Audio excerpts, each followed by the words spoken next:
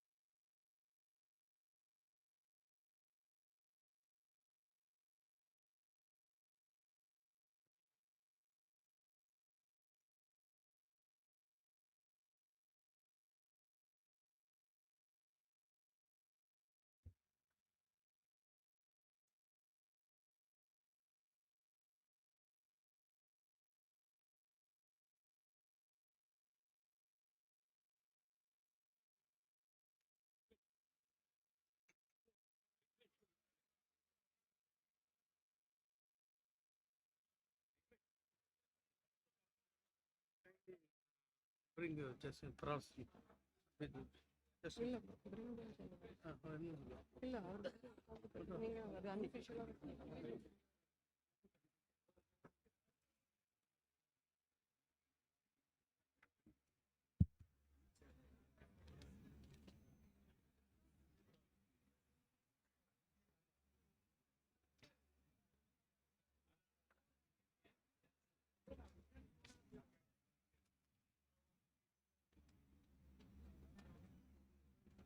say that kindly put your mobile phones on silent.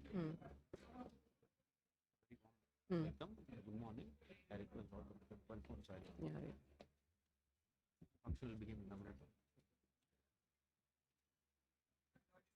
A very good morning to one and all present here. I request everyone to please put your mobile devices on silent.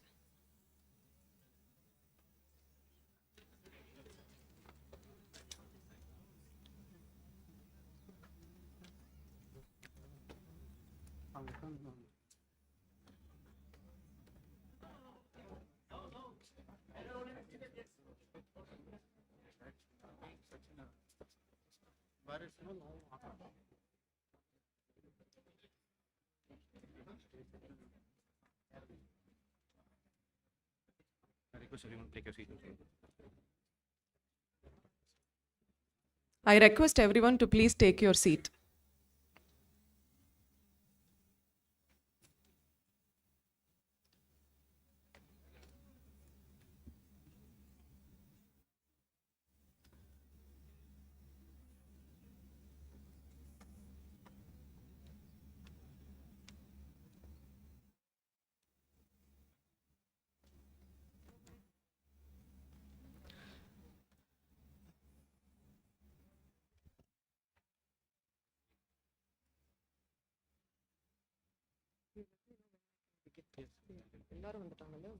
Yes. 1 minute. People at the back have to sit. I request everyone to take your seats. I request everyone at the back to please take your seats.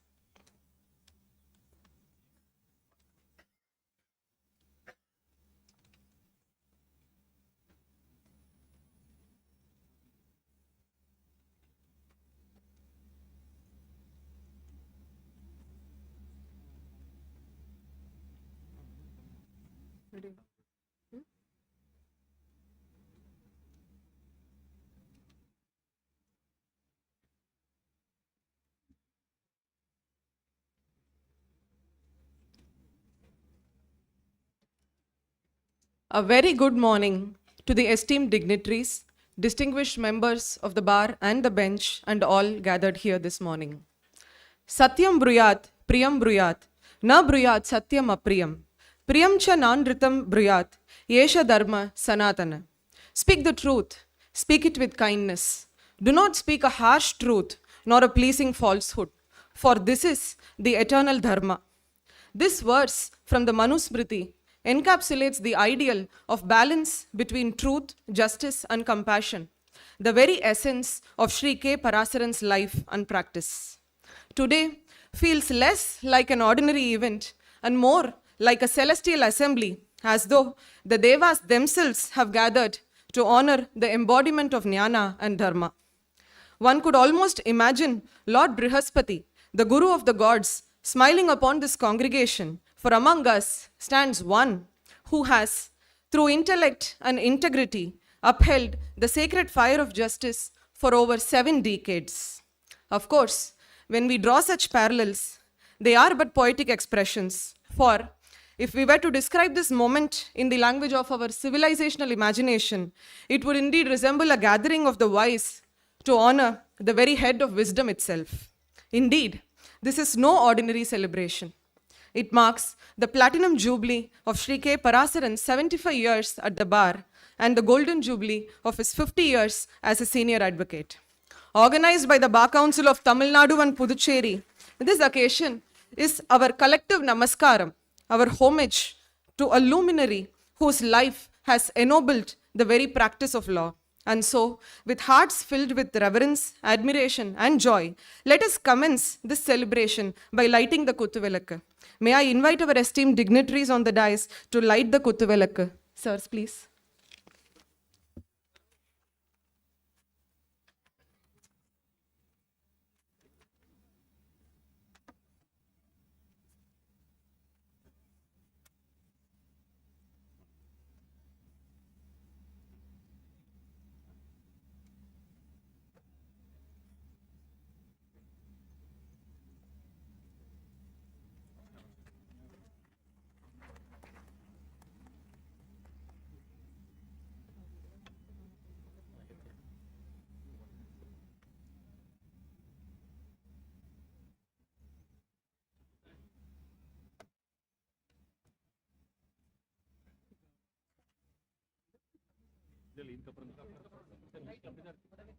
After this.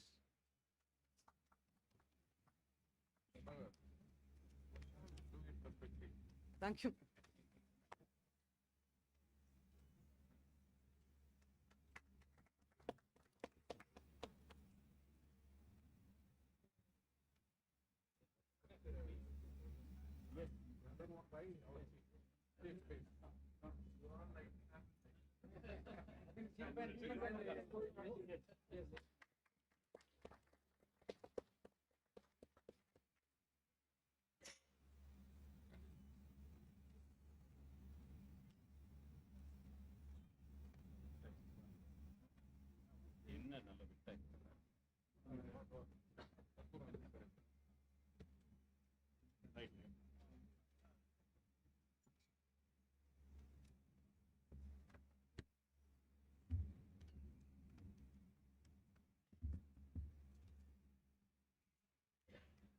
I now request everyone to please rise for the Tamil Thai Varthu.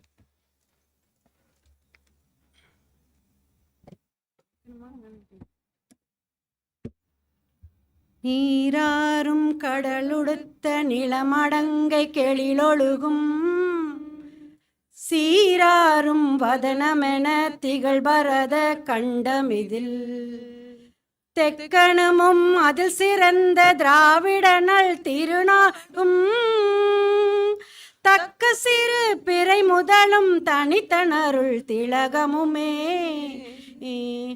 அத்திலக வாசனை போல் அனைத்துலகம் இன்பமுற எத்திசையும் புகழ் மணக்க இருந்த பெரும் தமிழனங்கே தமிழனங்கே உன் சீரிழமை திறம் வியந்து செயல் மறந்து வாழ்த்துதுமே வாழ்த்துதுமே வாழ்த்துதுமே.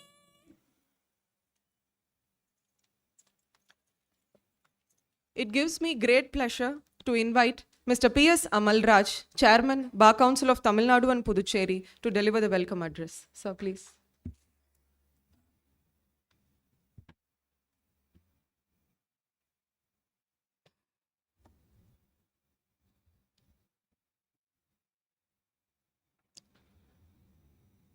My Lords, Honorable Judges of the Supreme Court of India, Honorable Chief Justice, and other Honorable Judges of the Madras High Court, former Judge of the Honorable Supreme Court of India, former Chief Justice of the State of Jammu Kashmir, Meghalaya, Manipur,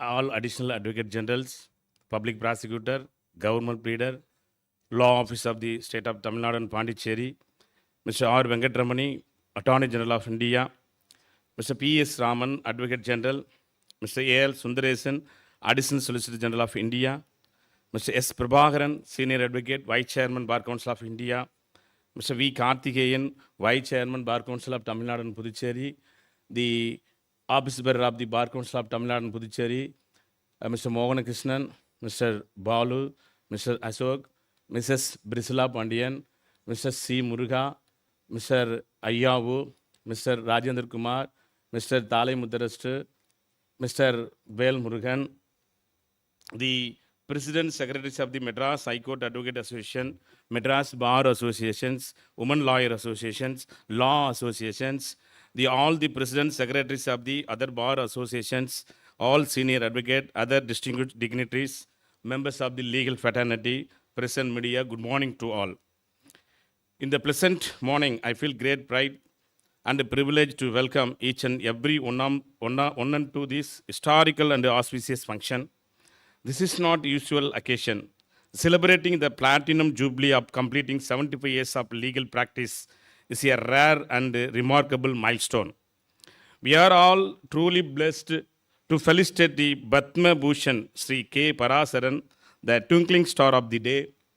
It is indeed the right moment to reflect upon his extraordinary achievements and to express our heartfelt admiration and appreciation. The gracious presence of the Honorable Judges of the Supreme Court of India, the Honorable Chief Justice, and other Honorable Judges of the Madras High Court is a great pride to the Bar Council, and we remain deeply grateful for their presence. With great pleasure, I extend a warm welcome to the Honorable Mr. Justice Vikram Nath, the Judge of the Supreme Court of India.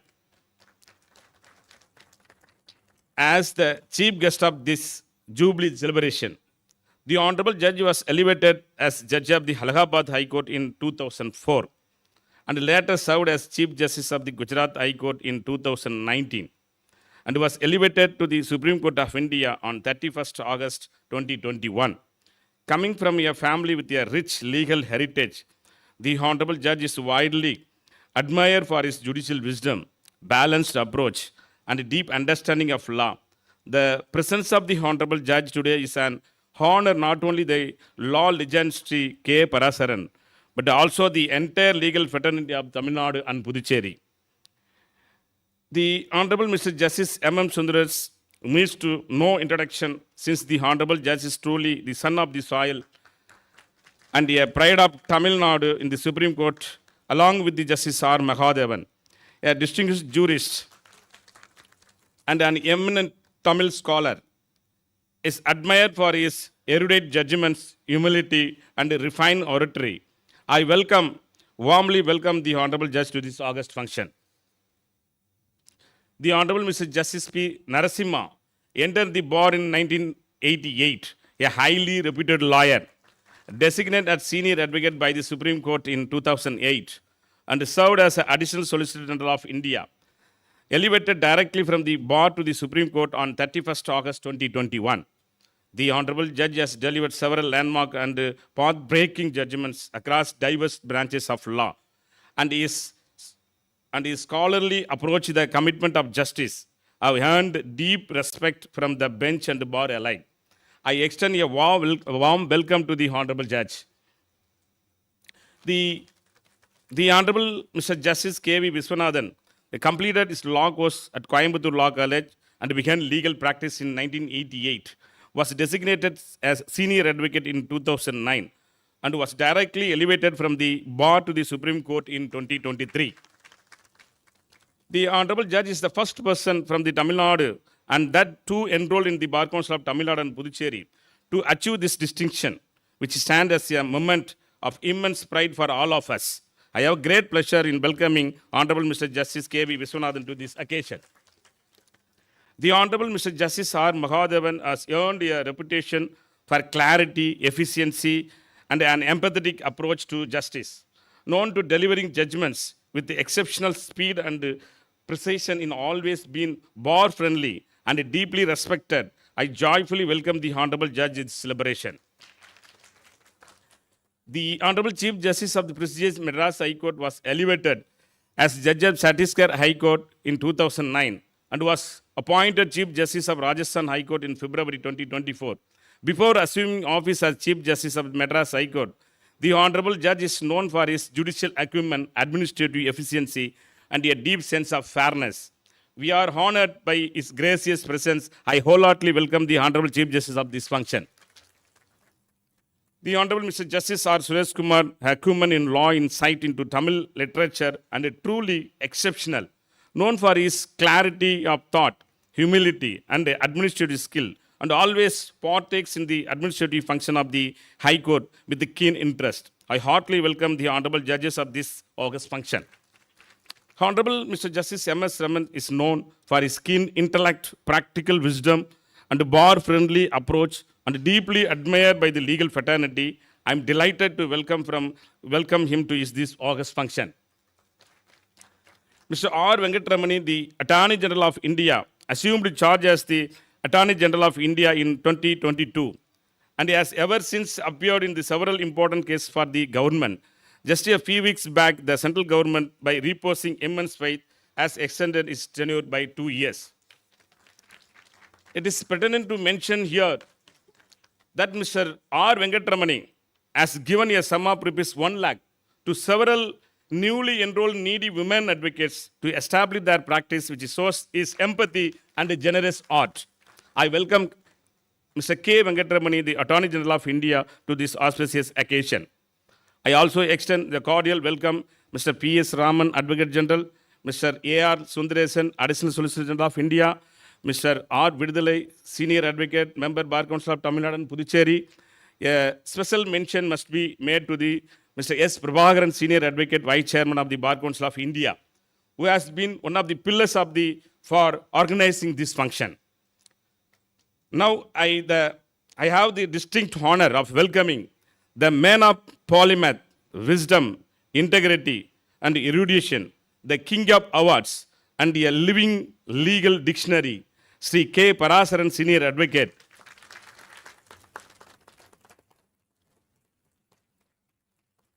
And former Attorney General of India, born on 9th October 1927, his knowledge and intellect remain timeless. From his early years, he has been adorned with several medals and accolades. Choosing law as his profession has truly been a blessing to this noble field. He enrolled in 1950. He built his career with steadfast dedication and unmatched perseverance. Beyond his professional achievements, Sri Parasaran is admired for his kindness, simplicity, and a deep sense of empathy. His advocacy, a brilliance, and integrity have inspired generation. Nearly every case he has handled stands reported which is a testament to his prudence and master of the law. He also served as chairman and member of the Bar Council during 1976 and 1977. And his leadership continues to inspire us today. On behalf of the Bar Council, I most respectfully and wholeheartedly welcome Padma Vibhushan Shri K. Parasaran and esteemed family members of this august function. On this joyous occasion of celebrating Shri K. Parasaran Platinum Jubilee, the Bar Council of Tamilnadu Puducherry is also pleased to announce the launch of a new group insurance scheme named 999 policy for the benefit of our board members, through which the family members of the advocate would get a sum of rupees 25 lakhs. The initiative aimed to supporting or welfare of the professional growth of the advocates will be formally launched during the course of this event. It is yet another humble step by the Bar Council to serve and uplift our fraternity. I also take this opportunity of welcome the former judges of the Supreme Court of India, the former Chief Justice of Jammu Kashmir, Meghalaya, Manipur, the former judges of the Madras High Court. I extend my greeting to all senior advocates, presidents, secretaries, and the office bearer of the Bar Advocate Association, as well as to all other dignitaries present here today. At this moment, let us together recall and honor the selfless service and immense contribution of Sri K. Parasaran, who has enriched and elevated our legal system through his wisdom and dedication. With these words, I once again extend a warm welcome to one and all this August function. Thank you, one and all. Thank you very much.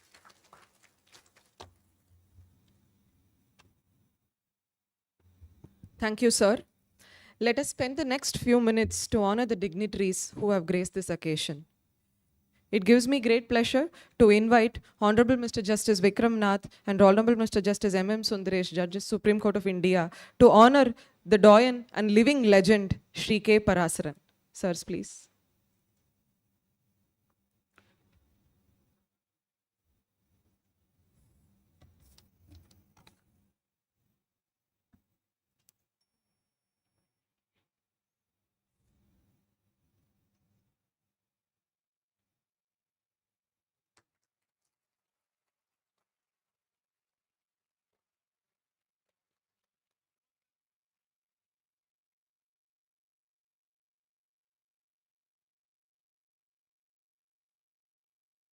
May I now invite Mr. S. Prabhakaran, Senior Advocate and Vice Chairman of the Bar Council of India, and Shri P.S. Amalraj, Chairman of the Bar Council of Tamilnadu and Puducherry, to honor Honorable Mr. Justice Vikram Nath, Judge, Supreme Court of India. Sirs, please.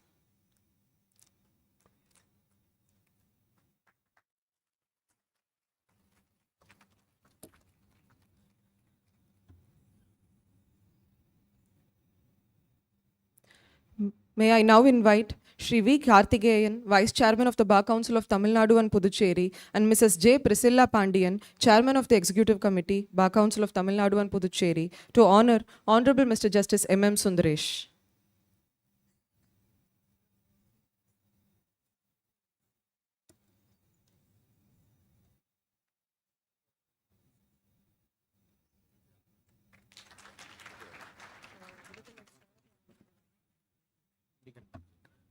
I now invite Senior Advocate Mr. Vidudalai, Member of the Bar Council of Tamil Nadu and Puducherry, and Mr. K. Balu, Co-Chairman of the Bar Council of Tamil Nadu and Puducherry, to honor Honorable Mr. Justice P.S. Narasimha, Judge, Supreme Court of India. Sirs, please.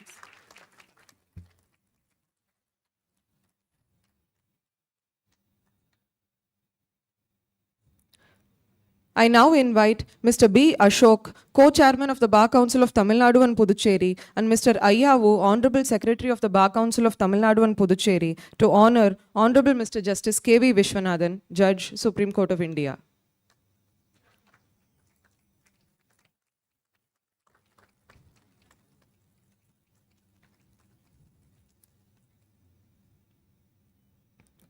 May I invite Mr. G. Thalai Muttarasu, Member of the Bar Council of Tamil Nadu and Puducherry, and Mr. M. Vel Murugan, Member of the Bar Council of Tamil Nadu and Puducherry, to honor Honorable Mr. Justice R. Mahadevan, Judge, Supreme Court of India.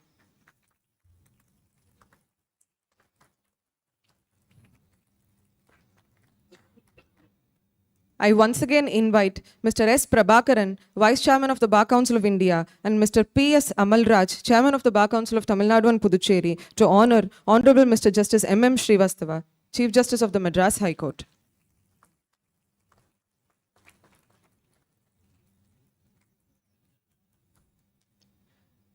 May I now invite Mr. Sri Muruga, Co-Chairman of the Bar Council of Tamil Nadu and Puducherry, to honor Honorable Mr. Justice R. Suresh Kumar, Judge, High Court of Madras. Sirs, please.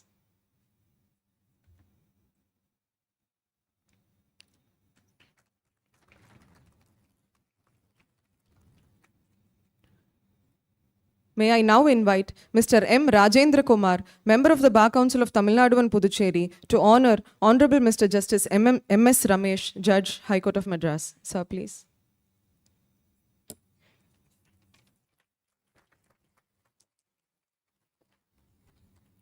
I once again invite Mr. S. Prabhakaran, Vice Chairman of the Bar Council of India, and Mr. V. Karthikeyan, Vice Chairman of the Bar Council of Tamil Nadu and Puducherry, to honor Shri R. Venkatramani, Attorney General for India. Sirs, please.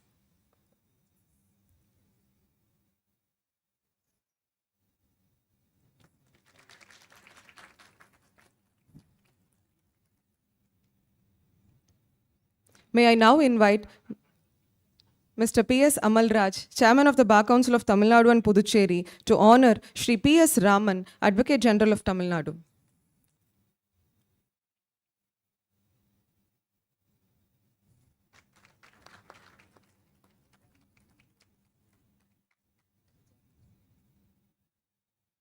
I once again request Shri P.S. Amalraj sir, Chairman of the Bar Council, to honor Shri A.R.L. Sundaresan, Senior Advocate and Additional Solicitor General of India.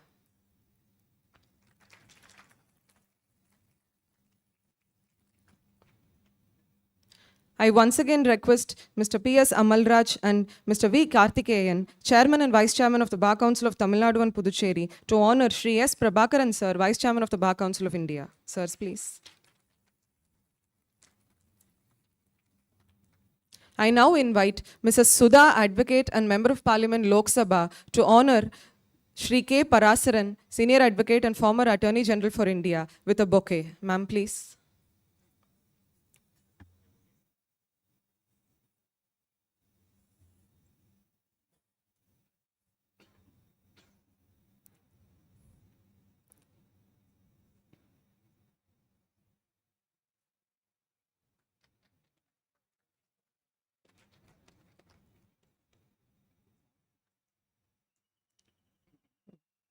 I now invite Mr. Inbadurai, Member of Parliament, Rajya Sabha, to honor Shri K. Parasaran with a bouquet.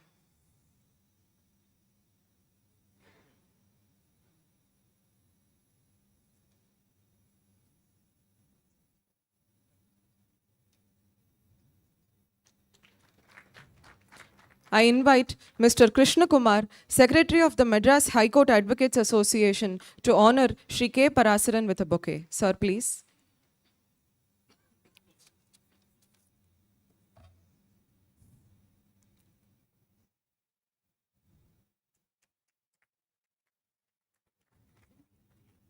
I now invite Mr. Bhaskar, President of the Madras Bar Association, and Mr. Thiruvengadam, Secretary of the Madras Bar Association, to honor Shri K. Parasaran sir with a bouquet. Sirs, please.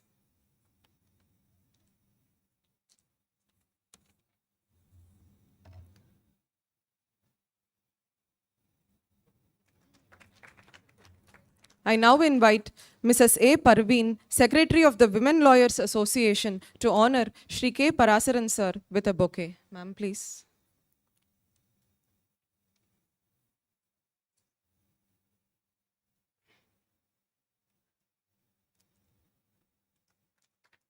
I now invite Mr. Selvam, Secretary of the Law Association, to honor Shri K. Parasaran sir with a bouquet. Sir, please.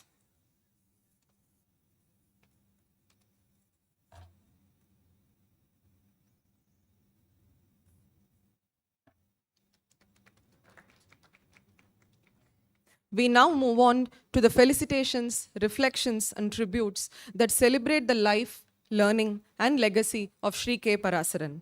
It gives me great pleasure to invite Mr. S. Prabhakaran, Senior Advocate and Vice Chairman of the Bar Council of India, a stalwart of the profession and a tireless advocate for its growth, to deliver his tribute titled K. Parasaran, the Bhishma of the Bar. Sir, please.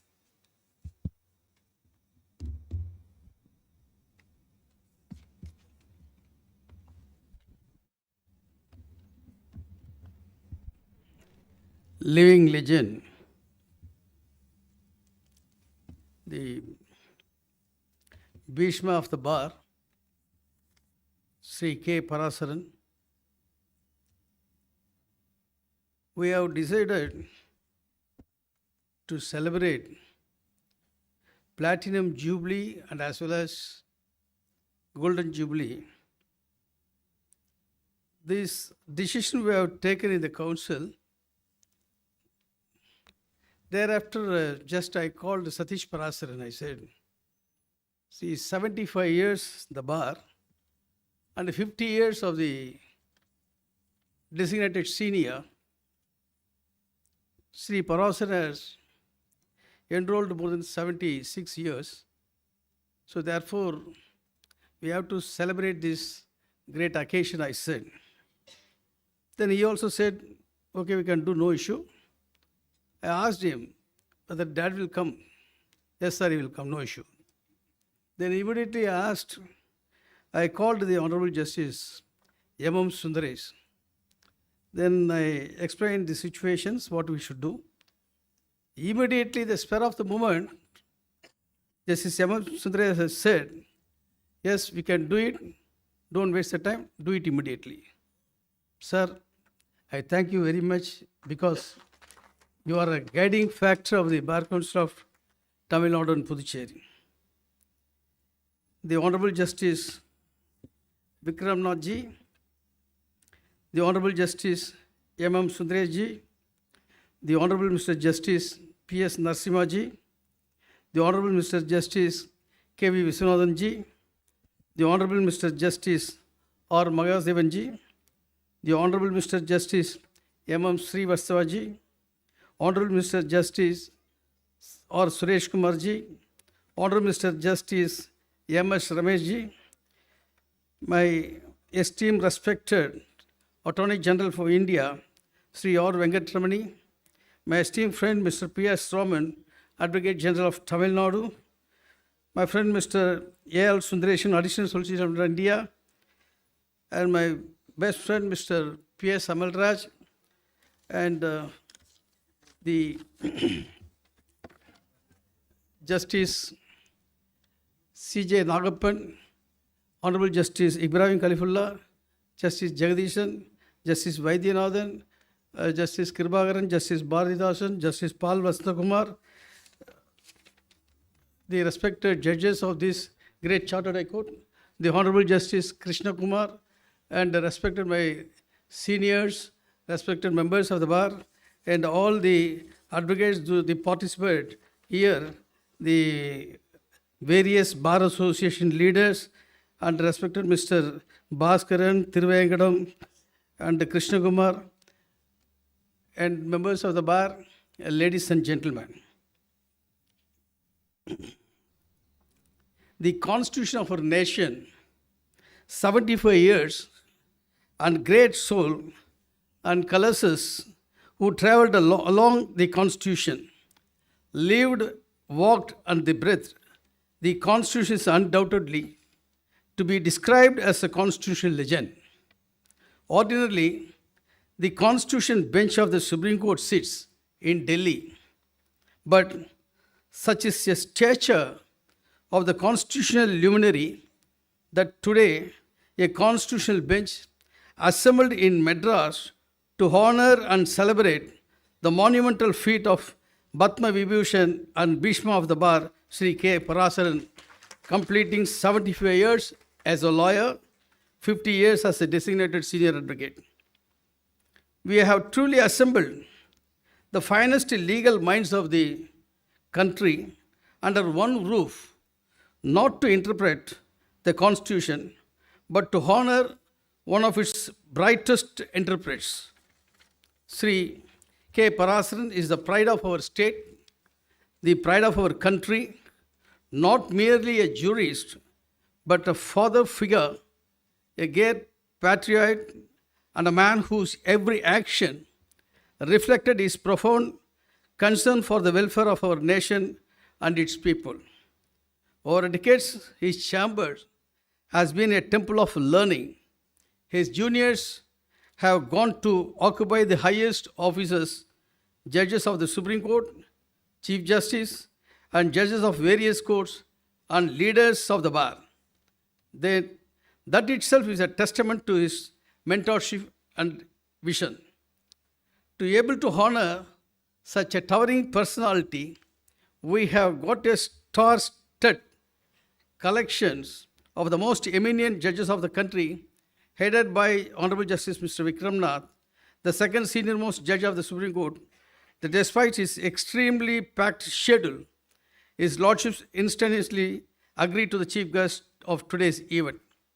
His Lordship, his wisdom is coupled with the great immense common sense and he would be one among the best person to take over the country's mantle in due course. The balancing act his lordships did our four legend and the friends who have made him popular, not just in India, but all over the world. Honorable Justice M.M. Sundaresh, of our crown jewel at the Supreme Court, I should openly state that these functions only because of him, immediate arrangement which has been done by the Bar Council of Tamilnadu and Puducherry. The Honorable Mr. Justice P.S. Narasimha had a personal opportunity to rub shoulders with this case, the Sri K. Parasaran, and argue along with him in several matters in the Supreme Court, including the most historical ones during his lordship's stint as a senior advocate. As a judge, he is a patient, kind and very knowledgeable. His lordship's father was a scholar and had a similar spiritual inclination as to that Sri K. Parasaran. Hence, it is all the more relevant that Justice Narasimha is with us today. The Honorable Justice K. Viswanathan is one among the brilliant legal minds of the country. At the time he was in the bar and continues to shine the same way at the bench. We have literally adopted Justice K. V. Viswanathan from Delhi, and he has integrally become a part of us, which is like Justice Narasimha Viswanathan and also Keen K. Parasaran in actions at the Supreme Court in the prime years, and knows he has risen to this legendary status. The Honorable Mr. such as R. Mahadevan is like to other side the crown of the jewel of the High Court in Delhi, and his lordship has been a judge filled with the wisdom and spirituality. His razor sharp mind, intellect and speed have made with him a popular in Delhi like how he was in Madras. Though it has been only few months since his arrival, our Honorable Chief Justice M.M. Srivastava has demonstrated that he is one of the best captains of our High Court.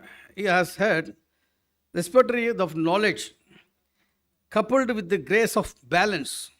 Our Chief Justice has been a pillar of support for the bar and bench. Even a couple of days back, when we had some administrative difficulty in online filing, all it took was a 10-minute meeting to find a solution in the next 20 minutes. The Honorable Justice R. Suresh Kumar is one among the popular judge of the Madras High Court and is considerate of the heart and the relief-oriented approach as a senior judge. Justice Suresh Kumar, along with Justice M.S. Ramesh, are vital support to our High Court. Honorable Mr. Justice M.S. Ramesh possesses the same characters of compassion and generosity as Justice Kumar. The Attorney General Sri Venkatramani is a perfect embodiment of the immense competence and humility. He is an asset to the government, and we are happy that he is amongst as all the Advocate General P.S. Narasimha, P.S. Raman and Additional Solicitor General A.R.L. Sundaresan. When I approached the Venkatramani sir, I asked him, he is always meeting with the Prime Minister's office and very big top officials. Sir, are you free to please kindly come to Chennai? We are having a celebration festival and celebrating the Honorable Mr. Sri K. Parasaran. Then immediately said, I will come, even if I come the late flight also, I will come. Sir, you have done this, thank you very much. I stated earlier that Sri K. Parasaran is not only a tall and towering personality, but a human being blessed with all divinity. As a Bhishma is the central figure of Mahabharata, Sri Parasaran is the central figurehead of our legal profession. Just like Bhishmacharya, learned senior is also true statesman renowned for his wisdom, skill, and unwavering principles. Just like Bhishma served as a supreme commander during the Kurukshetra war, Sri Parasaran served as the supreme commander of the country by serving as its the first and second law officer. Our living legend exhibited his superlative touch Even day before, when we had gone to his birthday and taking his blessings, though he was quiet, when we entered the house and greeted us calmly, the moment the discussion started, after exchanging the pleasantries to law and constitution, his face brightened, voice boldened, and I could see the enthusiasm that we witnessed 25 years back in mind. This clearly shows age is just a number and is a passion for law run his blood.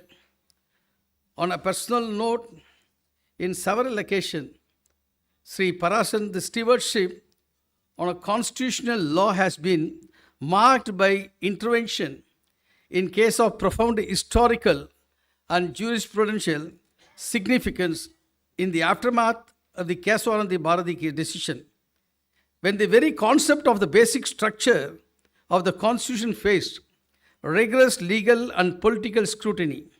He advanced arguments, exceptional clarity, depth, and moral authority, ensuring the continuity of parliamentary democracy and inviolability of the constitutional supremacy. His submission in this context remained exemplary in illustrating the role of the legal practitioner not merely as an advocate, but as a guardian of the democratic principles and constitutional morality. Justice P.N. Bhagavati once remarked, "A lawyer of your conscience must hold the constitution even when experience tempts compromise." Sri Parasaran's career embodies this principle in every measure. Sri Parasaran has also played a transformative role in the legal education and institutional reforms, contributing to curriculum, advisory committees for national law schools, and promoting ethical legal education and ensuring that young lawyers are trained not only in substantive law but also in constitutional values, public service, and professional responsibility. His mentorship has shaped generations of the legal practitioners who now serve on the bench in government and in private practice, continuing the legacy of discipline, scholarship, and ethical excellence. So, we are here to follow you, and at the same time, we are sure we'll assemble again to celebrate 100th death birthday of our living legend. It is my honor to have hosted this celebration for the Bhishma of Bar. Thank you, Nandri. And I thank the Honorable Mrs. Justice, our Lordships, and they are all assembled here. Thank you, Your Worship. They are all come from the Delhi. I am very happy. The Bar Council of Tamilnadu and Puducherry is very happy. And everybody, the members of the bar, the Judge Venkatramani sir has said, when I said that, I said, sir, you are here to speak because we are off of the age. But you know, in Delhi, how we was acted upon in a legal manner, everything. So therefore, sir, you should come and explain. And he has come and he will explain. And Justice Vikramnath here, Justice M.M. Sundaresh here, and Justice Mahadevan is here, Justice K. Viswanathan is here, K. Viswanathan.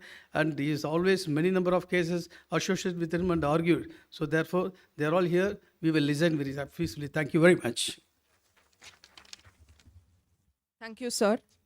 I am happy to invite Mr. A.R.L. Sundaresan, Senior Advocate and Additional Solicitor General of India, Madras High Court, a senior member of the bar known for his enduring persuasion and depth of knowledge, to speak on Shri K. Parasaran, the jurist par excellence. Sir, please.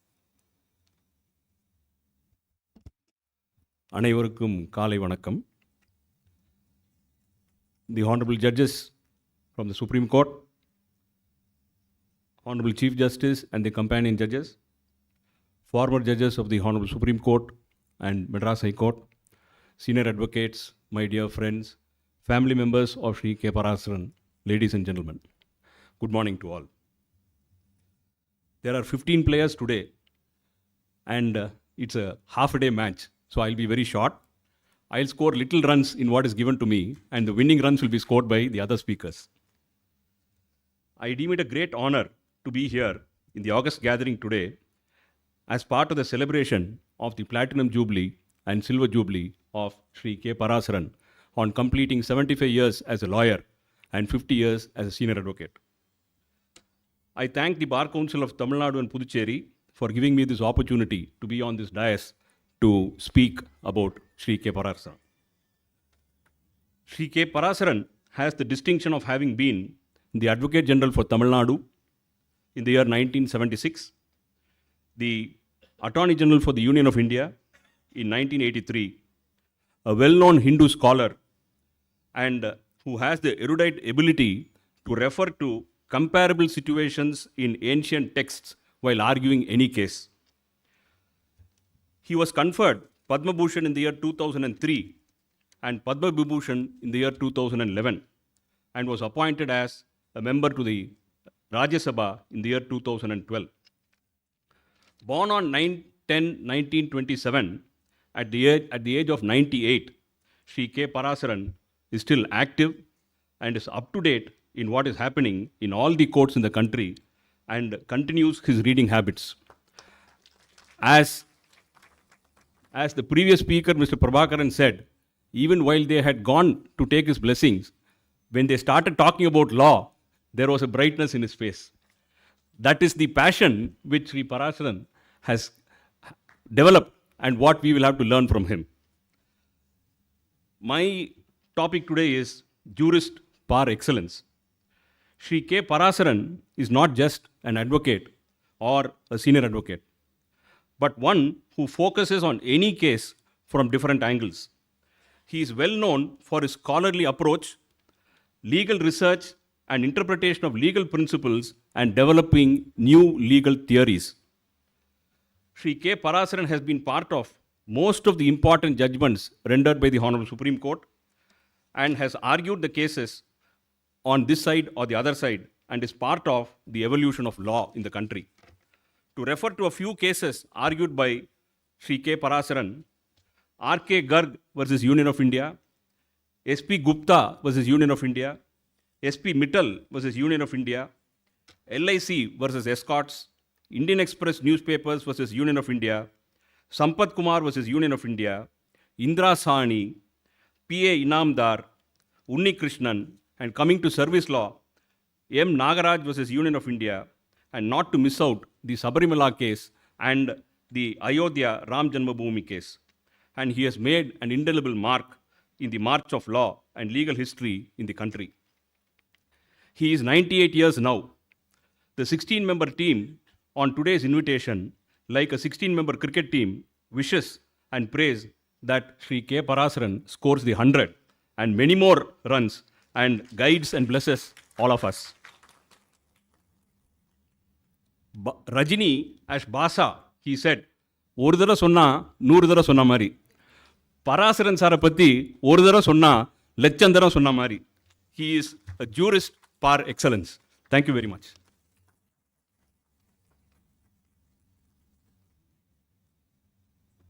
Thank you, sir.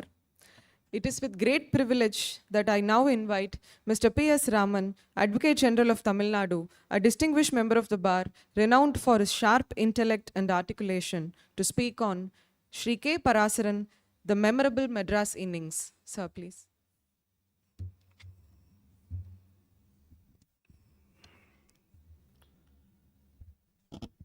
Distinguished dignitaries on the stage, distinguished dignitaries and guests in front of me, the cause celebre for this evening, Padma Vibhushan Shri Parasaran sir, family members of Parasaran sir, ladies and gentlemen, அனைவருக்கும் காலை வணக்கம். Good morning to all of you.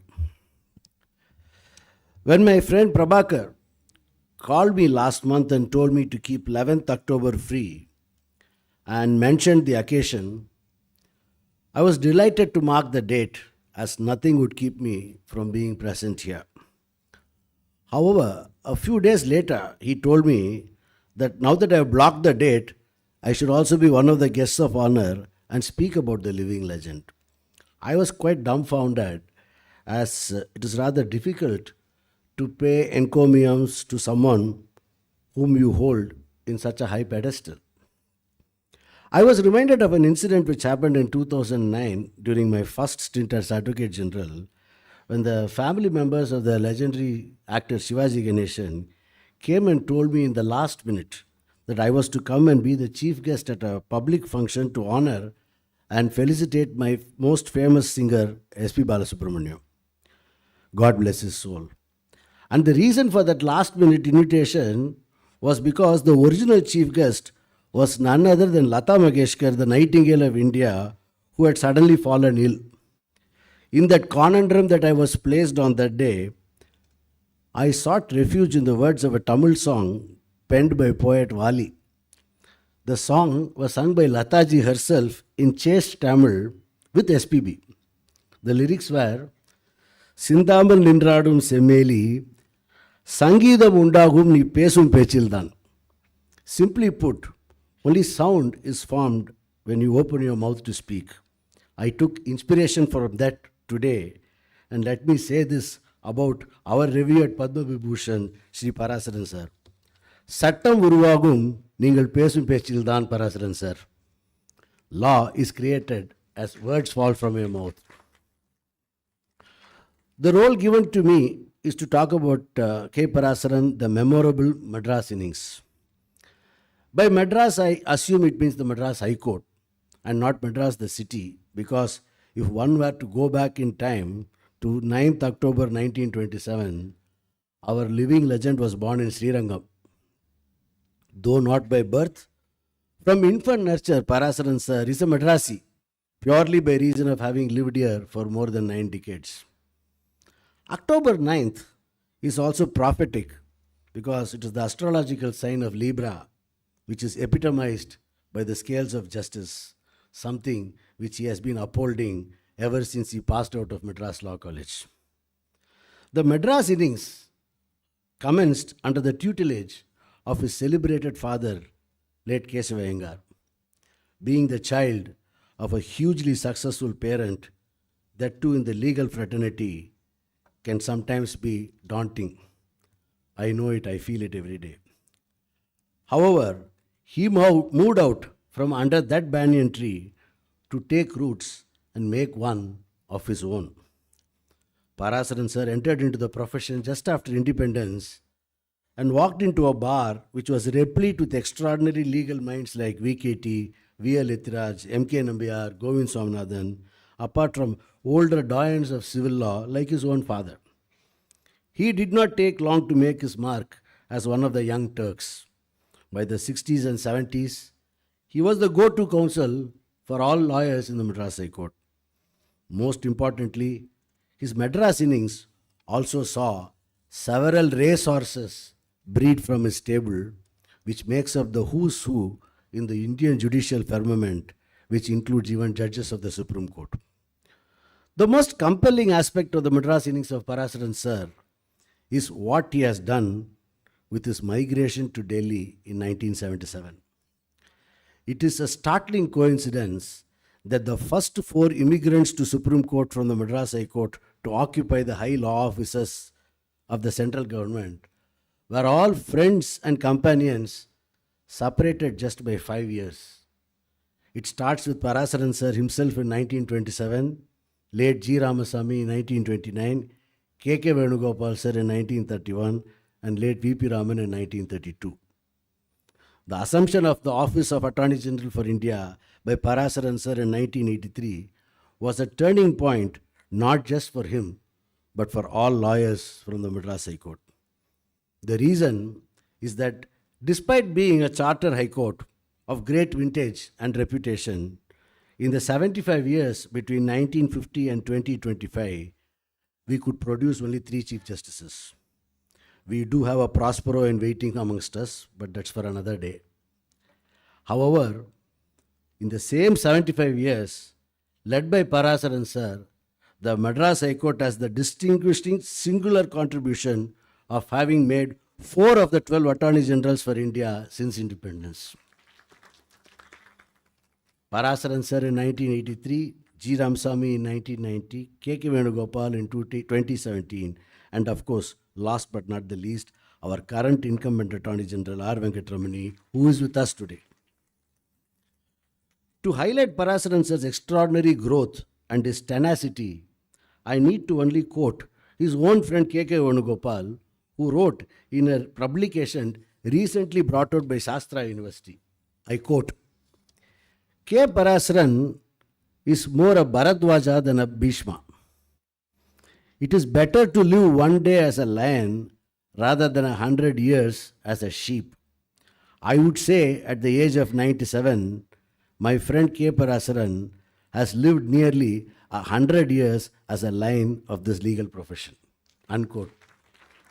Vashishtar Vayala Brahma Rishi. Any encomium from Parasaran sir would be incomplete without a reference to his performance before the Supreme Court in the famous Ram Janmabhoomi case at the young age of 92. Who can forget those words from his mouth when the judges of the Supreme Court requested him to be seated while arguing? The young man would rather keep quiet than sit down and disrespect the court while arguing. He stood and argued like a lion that he is and always will be. That fire in the belly is what every one of us here should strive for. And if we are able to just get a small spark of that fire, we should all feel greatly blessed. As the Advocate General of the state, a post, sir, you adorned with great dignity and decorum in 1976 and 77. And as the ostensible leader of this bar, I wish you continued health and happiness and request you to shower your blessings on all of us here. May your memorable Madras innings continue far beyond a century, for unlike Test cricket, there is no second innings in life. Thank you. Jai Hind. Thank you, sir.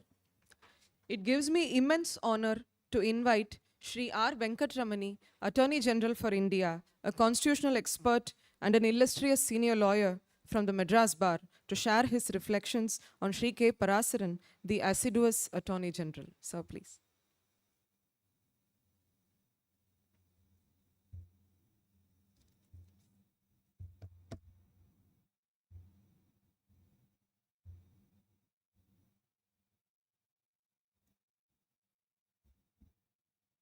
It's in the fitness of things that we have a packed auditorium packed with women and men who mean to honor a giant like him is an extraordinary event.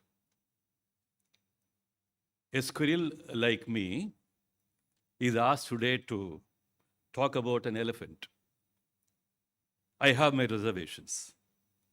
But the privilege of being part of a special gathering like this is a rare and is an irresistible invitation, and more so for selfish reasons, as I can humbly stand in the queue and request the Venerable Sri Parasaran to bless me along with other eminent persons gathered here.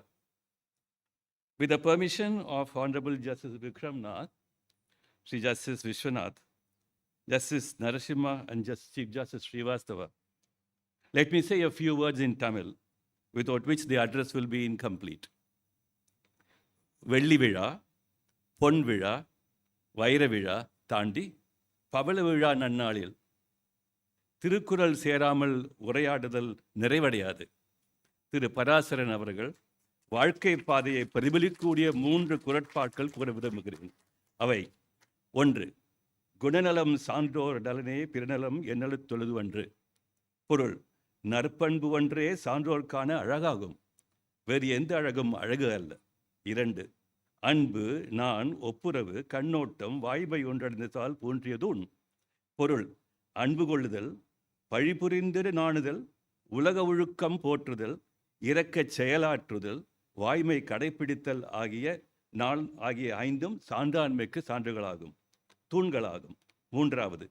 ஊழி பெயரினும் தாம் பெயரார் சான்றாண்மை காழி எனப்படுவார்.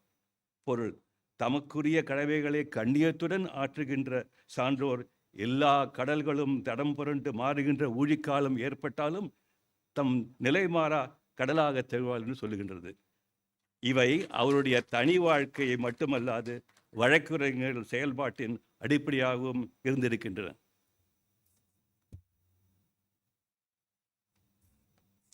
I am asked to talk about Sri Assiduous Attorney General. Assiduous is a word of Latin origin, which means great care, unremitting attention, and persistent effort. How is it possible that when the whole life of Sri Parasaran was nothing but assiduous in the search for higher values of life, inspired by the Maryada Purushottama, Lord Ram, when his professional engagement at all times was nothing but assiduous, that his time as Attorney General alone could have been anything different? It is difficult to merely look at his seminal contribution as Attorney General in isolation. Before I endeavor to speak about his Attorney General days, I wish to say, I would like to fondly call him Sir and not any longer Sri Parasaran. I wish to say that Sir had only one master, Lord Ram, and his allegiance to and love of the Constitution was also shaped by this higher faith. One who mastered the essence of Ramayana did not have to labor hard to locate precious contemporary legal principles in the diverse context of the holy text. If I may venture to say that his assiduous ways of professional engagement was a constant immersion and unceasing pursuit of formulating and fusing Indian moral and ethical values encompassed in our Dharma Shastras into contemporary legal texts. For us who were in the 80s exposed to hard English jurisprudence of Blackstone, H.L.A. Hart, and Lord Denning, and their citations to the doyens of the Bombay Bar, I think it was a different treasure to be treated with our own native knowledge and native wisdom. The hands of destiny brought Sri Sir to Delhi to do all those at a point of time when he was needed, and there and eventually to steer the final stage of the Ayodhya issue. In the play of destiny, many of us lesser mortals disappear as mere bubbles, but Sir was a chosen one.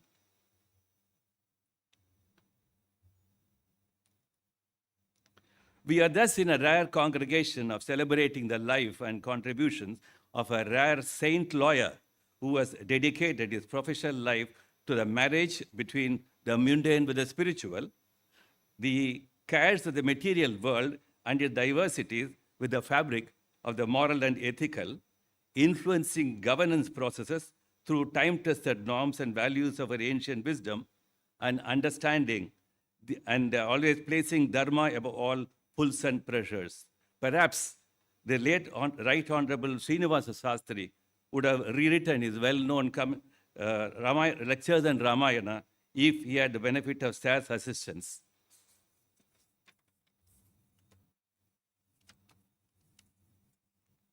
Venerable Sir is special in many ways. We tend to describe persons of such accomplishment as versatile. Such a shorthand description, while handy, may not be complete. One of the Sanskrit equivalents for versatile is Bhagumukti Pratima. This word too is a shorthand, though it captures shades of meaning.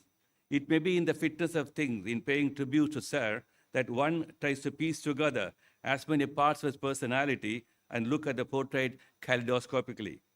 The intensity of practice and the nourishment one gives to values makes that person very different and special. The keenness and inclination towards nourishment of values are themselves attributes of a person as a marker. It can be seen that persons who accomplish in any field have gone beyond mere practice of some values, but have integrated a value system into their work and conduct. Sir is a great marker in this sense. I mean outstanding, and that which perennially retains one's attention. Among the many great lawyers who have nurtured our legal system and added to its central role of life of country, we must recognize Sir as a special marker. It's my privilege to capture a few shades of life as a jurist marker. For Sir, his law is only a face of Dharma. Anyone grounded in reading Bhagavad Gita will be immersed in an inquiry about the karma, bhakti, raja, and jnana yogas and their integral connections. The pursuit of their integral connection and practice of each one of them is the field of Dharma. For him, law, though a facet of Dharma, it can be relevant only if fully founded in Dharma.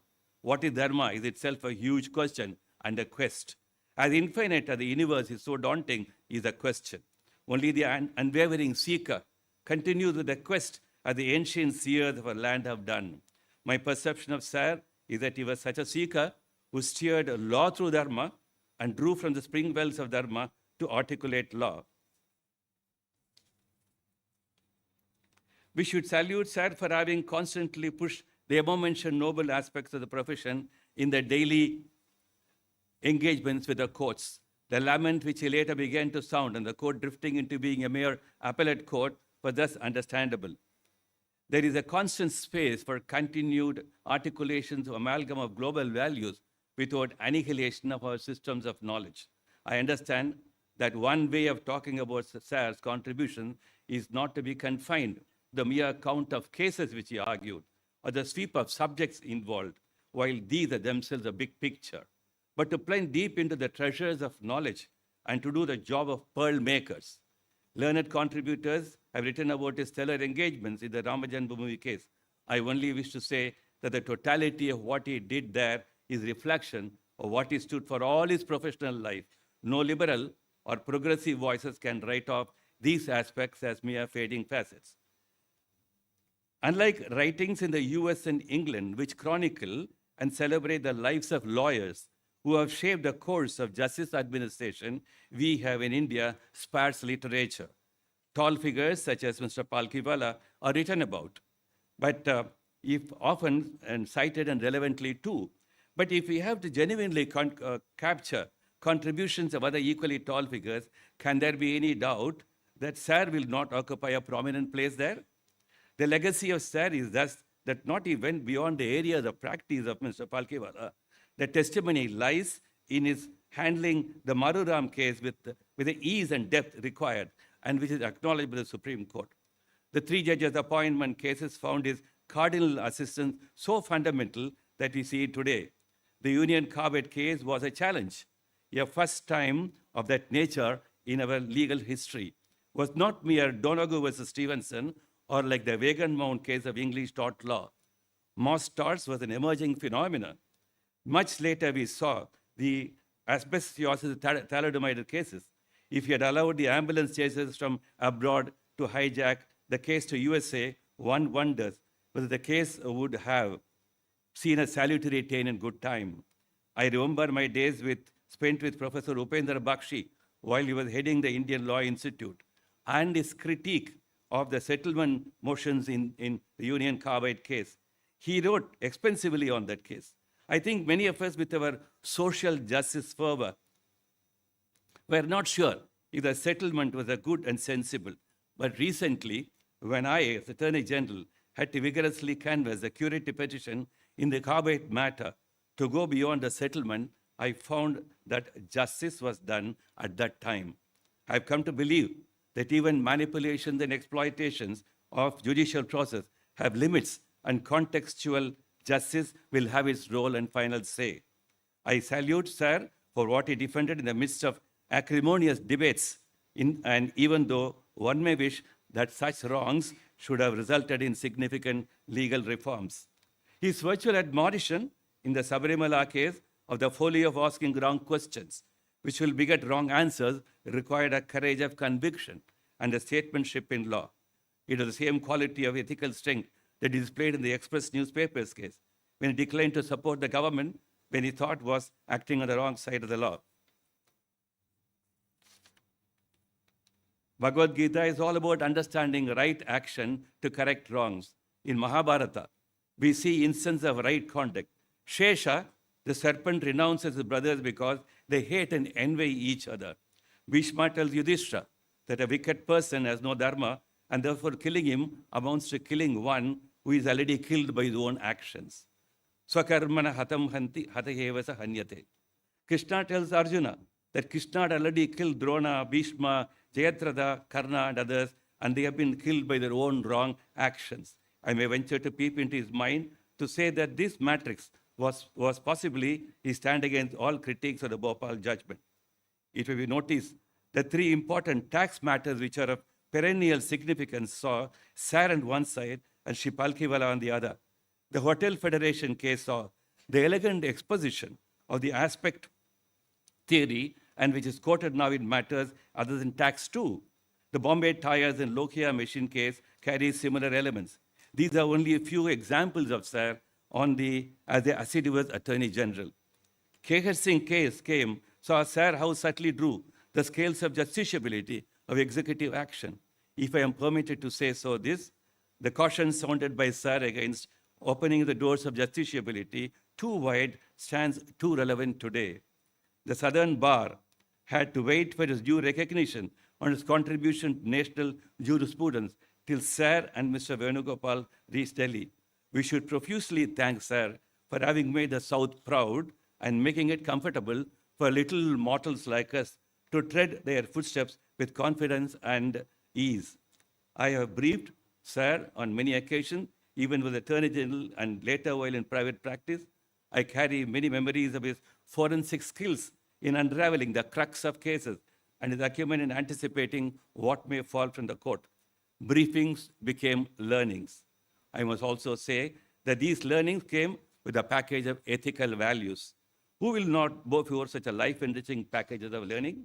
I am proud to say, and that I once a student, I will remain such a student. Thank you for your attention.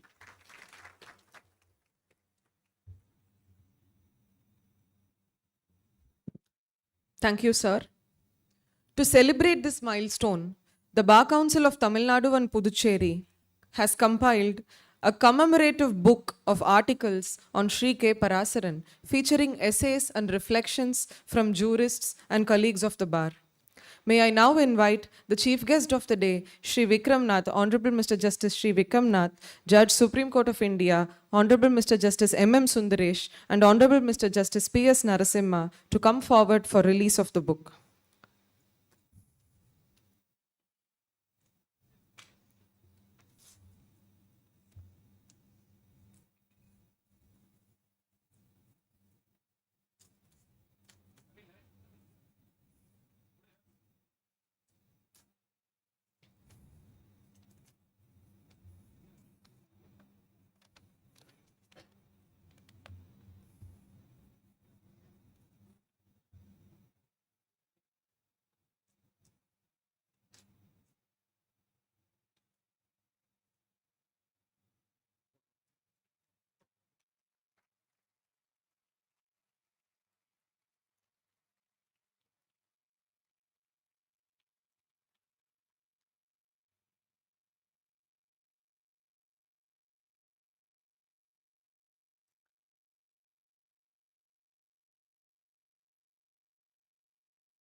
Thank you, sirs.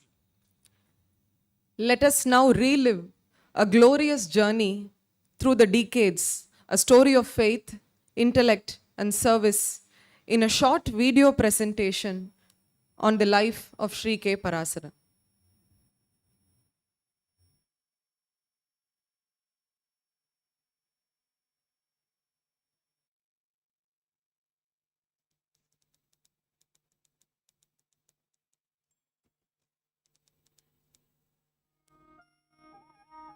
In the annals of Indian legal history, there shines a name synonymous with brilliance, dignity, and divine grace, Shri K. Parasaran.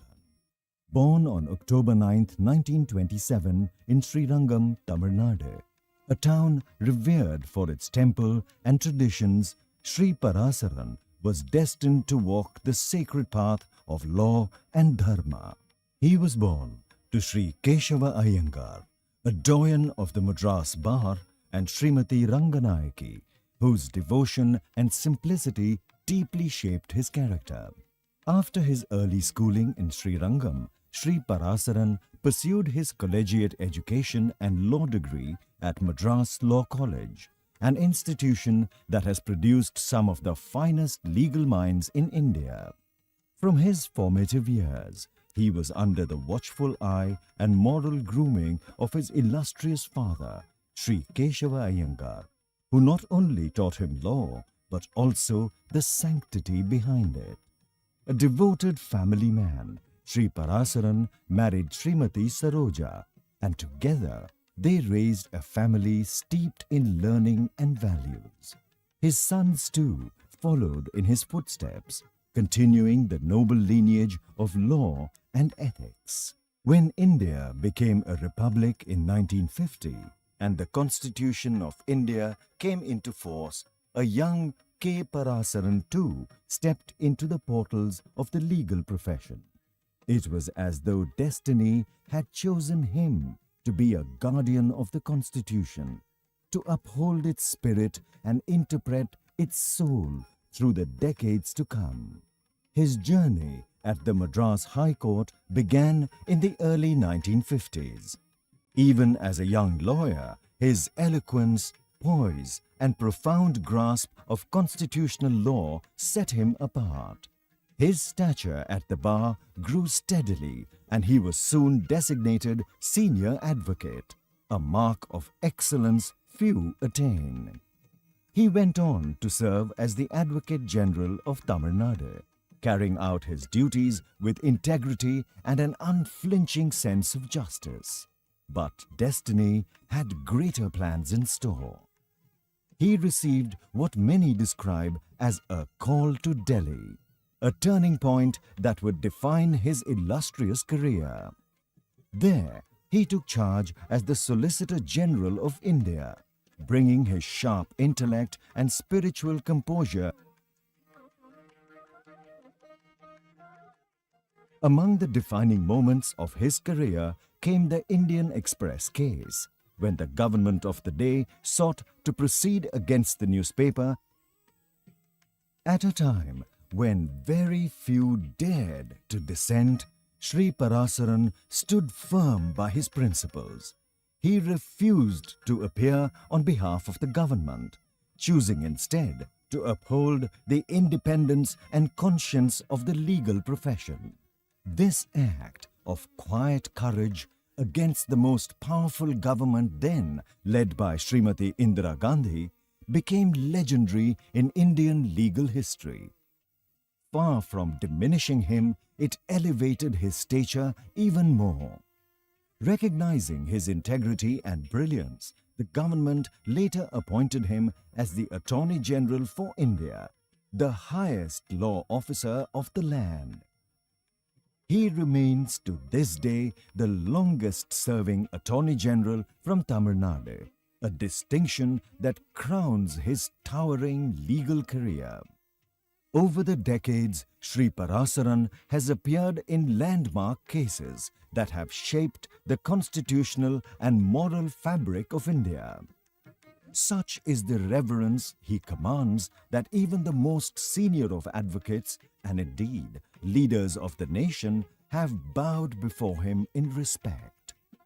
It is said that Prime Minister Rajiv Gandhi himself used to prostrate before Shri Parasaran to seek his blessings, a gesture that spoke volumes about the aura of sanctity surrounding him. Beyond the courtroom, Shri Parasaran was known for his warmth and camaraderie with fellow members of the bar. His humility, gentle humor, and affection for colleagues, both senior and junior, made him not just a leader, but a mentor and friend to generations of lawyers. To many, Shri Parasaran remains an enigma, a man of law who transcended law, blending jurisprudence with divinity.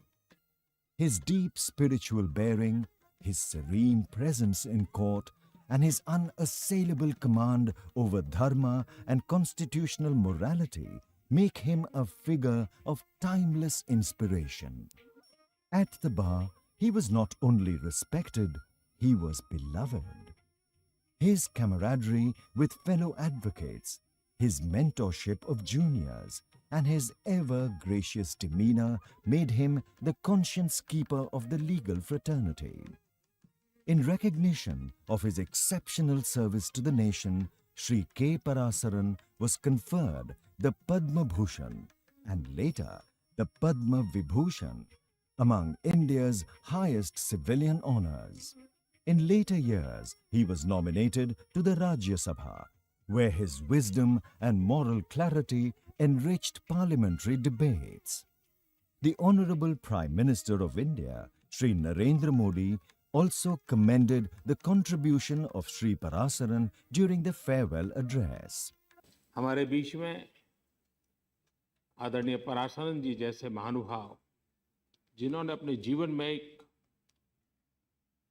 Professionalism के साथ साथ एक तपस्वी जीवन भी जिया है। I also thank the Honorable Prime Minister for the kind words and his touch. I offer my respectful pronouns to him for the kind words. Even in the twilight of his career, Parasaran took center stage in the Ayodhya and Ram Janmabhoomi matters, steering arguments that will be studied for generations. Today, Shri K. Parasaran stands as more than a jurist.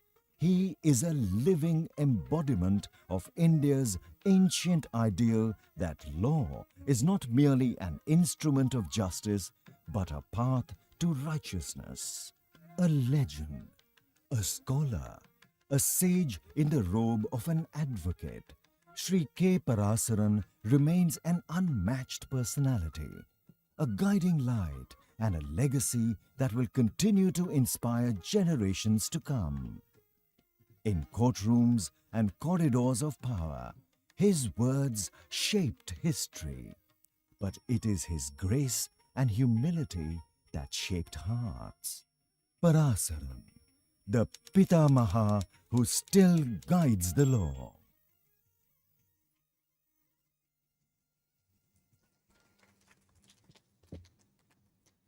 It now gives me great pleasure to invite Honorable Mr. Justice M.S. Ramesh, Judge, High Court of Madras, to deliver the special address. My Lord, please.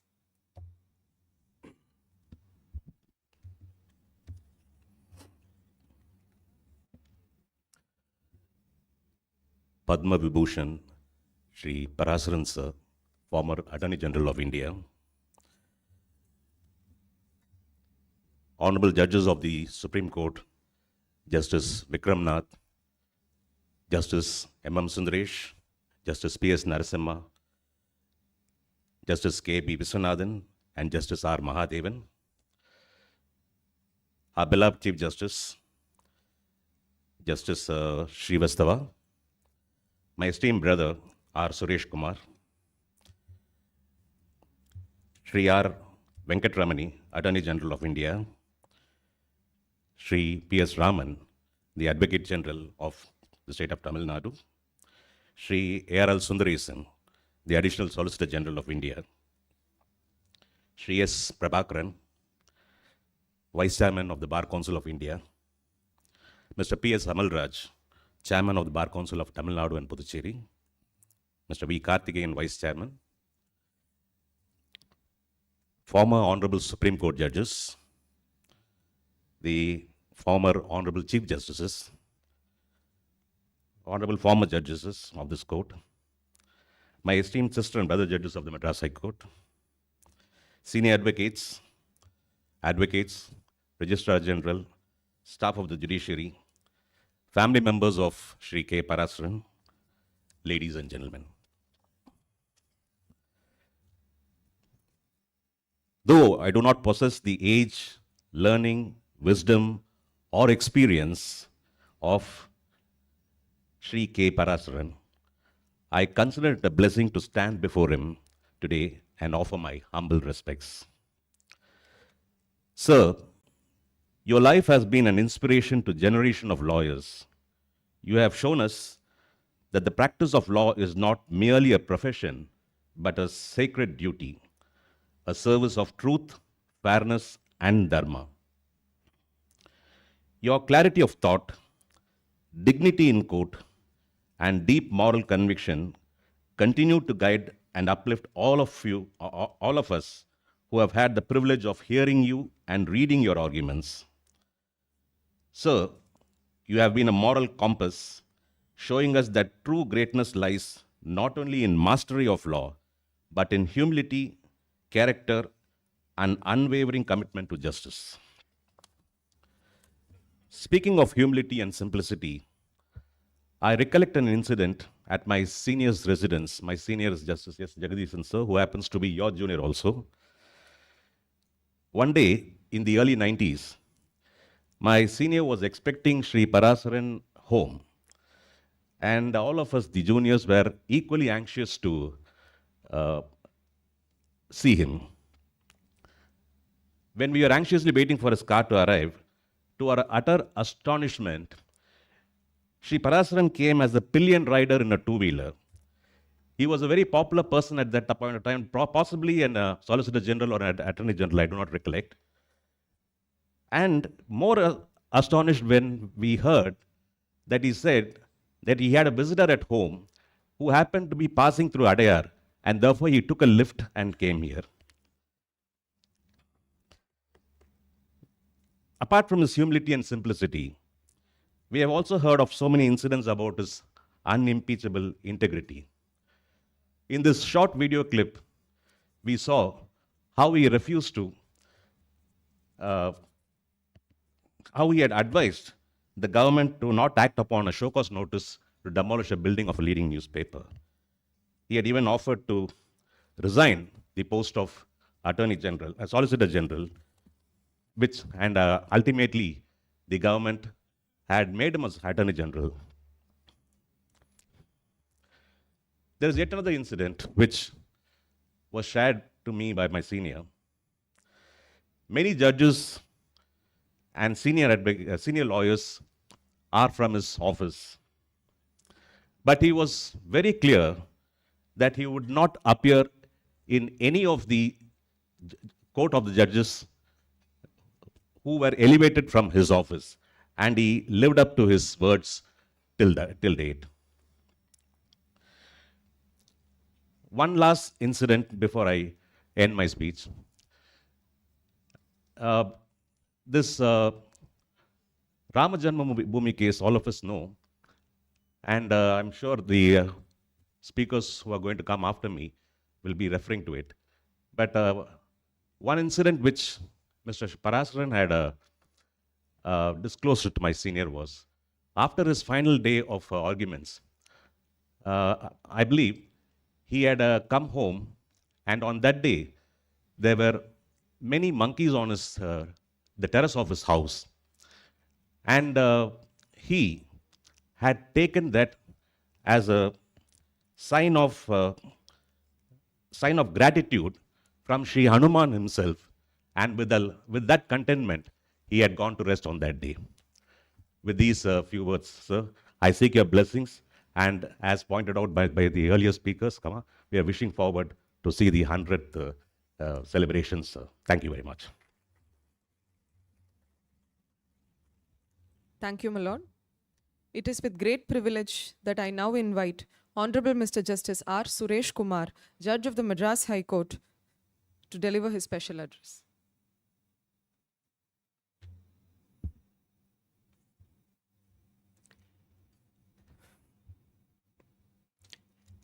First, my pranams to Shri K. Parasaran, sir. Honorable Mr. Justice Vikramnath, Judge, Supreme Court of India. Justices M. Sundaresh, Justice P. S. Narasimha, Justice K. V. Viswanathan, Justice R. Magadevan, the Honorable Judges of the Supreme Court, our Chief Justice, Honorable Justice M. Srivastava, my brother, Justice M. S. Ramesh, my dear sister and brother judges, former Chief Justices of various High Courts, former Honorable Supreme Court judges, and Attorney General of India, Mr. R. Venkatramani, and Advocate General of Tamilnadu, Mr. P. S. Raman, and Additional Solicitor General of India at Madras High Court, Mr. A. R. L. Sundaresan, Senior Advocate and Vice Chairman, Bar Council of India, Mr. S. Prabhakaran, Mr. P. S. Amalraj, Chairman, Bar Council of Tamil Nadu and Puducherry, Mr. V. Karthikeyan, Vice Chairman, Bar Council of Tamil Nadu and Puducherry, and other office bearers of the Bar Council, former judges of the Madras High Court, senior advocates, my dear young advocates, ladies and gentlemen, good morning to all. Indeed, it is my utmost pride and privilege to be part of this memorable function. We all gathered here today to celebrate the completion of 75 years as a lawyer and 50 years as a senior advocate of not a mere lawyer, but as an illustrious son of this great nation, who is none other than the Pitama of Indian Bar, Padma Vibhushan Shri K. Parasaran, the living legend. After completing his BL degree in the then Madras Law College in 1949, he became lawyer after the enrollment in the year 1950.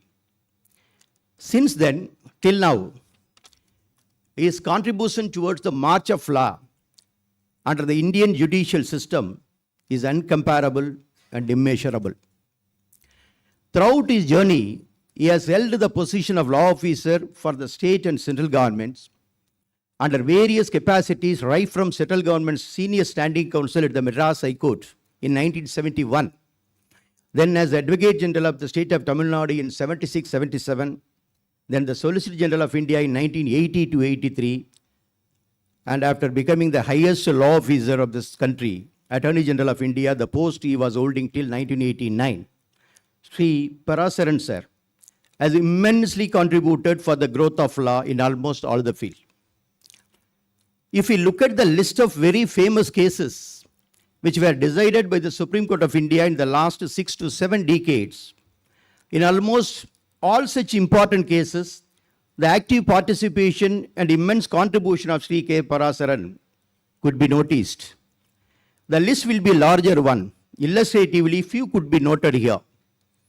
Golaknath versus State of Punjab 1967, R.K. Garg versus Union of India in 1981, S.P. Gupta versus Union of India 1981, S.P. Mittal versus Union of India 1983, Indian Express Newspapers Limited Union of India 1985, Sampath Kumar versus Union of India 1987, Kahar Singh versus Union of India 1989, Indra Sagani versus Union of India 1992, Undi Krishnan versus State of AP 1993, Supreme Court Advocates on Record Association versus Union of India 1993, S.R. Bommai versus Union of India 1984, T.N. Seshan versus Union of India 1995, J. Jayalalitha versus M. Chenna Reddy 1998, Presidential Reference 2002, TMA Pai Foundation versus State of Karnataka 2002, P.A. Inamdar versus State of Maharashtra 2005, M. Nagaraj versus Union of India 2006. Then the famous cases, Sabarimala case as well as Ayodhya case. This list of cases itself would be the testimony of this great legal giant who immensely contributed in the development of law, spanning over 7 decades in the judicial history of this great nation. As a young lawyer, I had many occasions to watch his argumental nicety, which would make the onlookers getting astonished, as he would refer very many precedents chronologically to substantiate his grounds in any tough and complicated list where he appears.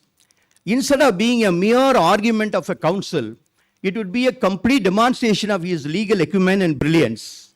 By hearing such arguments, most of the time, the court will be spellbound and would hear it with rapt attention. I had one occasion where me and my senior and former Advocate General Sri N.R. Chandran had visited Sri K. Parasaran at his home office in Chennai and had a long discussion about a batch of education matters, where he had given a prompt and worthy legal advice, which greatly helped us to solve the problem without going for further appeal. At his 90s, when he argued in the Ayodhya's case, despite everyone requested him to take seat and argue because of his age, he politely refused to take his seat, and throughout his marathon argument, he stood and argued the case. This would show how much faith and respect he is having on this noble profession.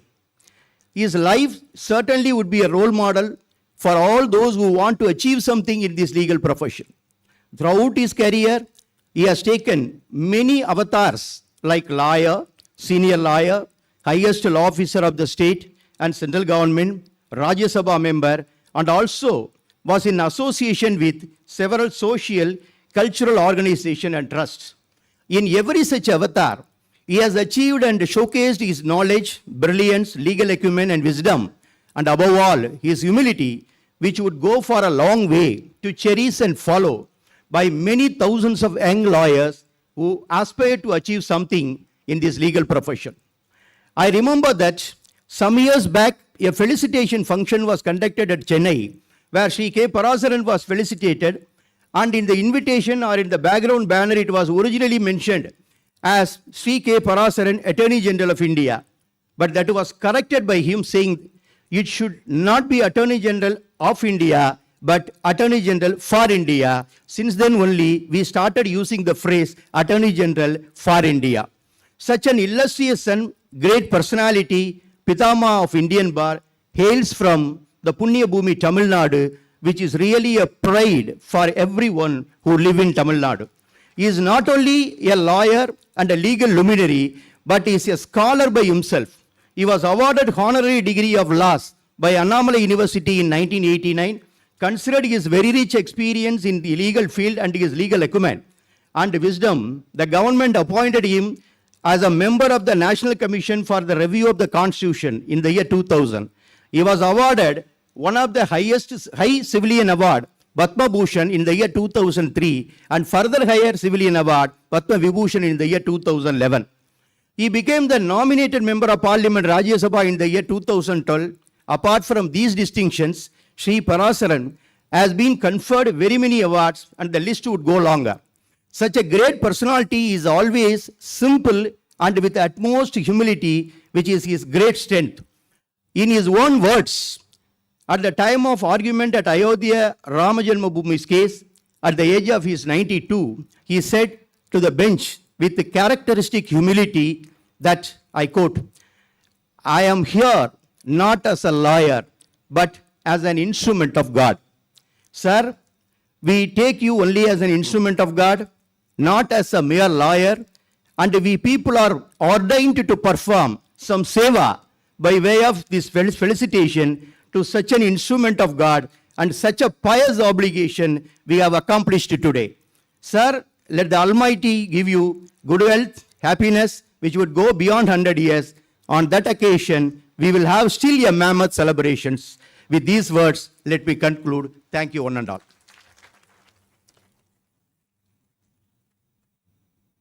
Thank you, my lord. It gives me immense pleasure to invite Honorable Mr. Justice M.M. Srivastava, Chief Justice of the Madras High Court, whose dignified leadership and vision have strengthened this great institution, to deliver his special address. My lord, please.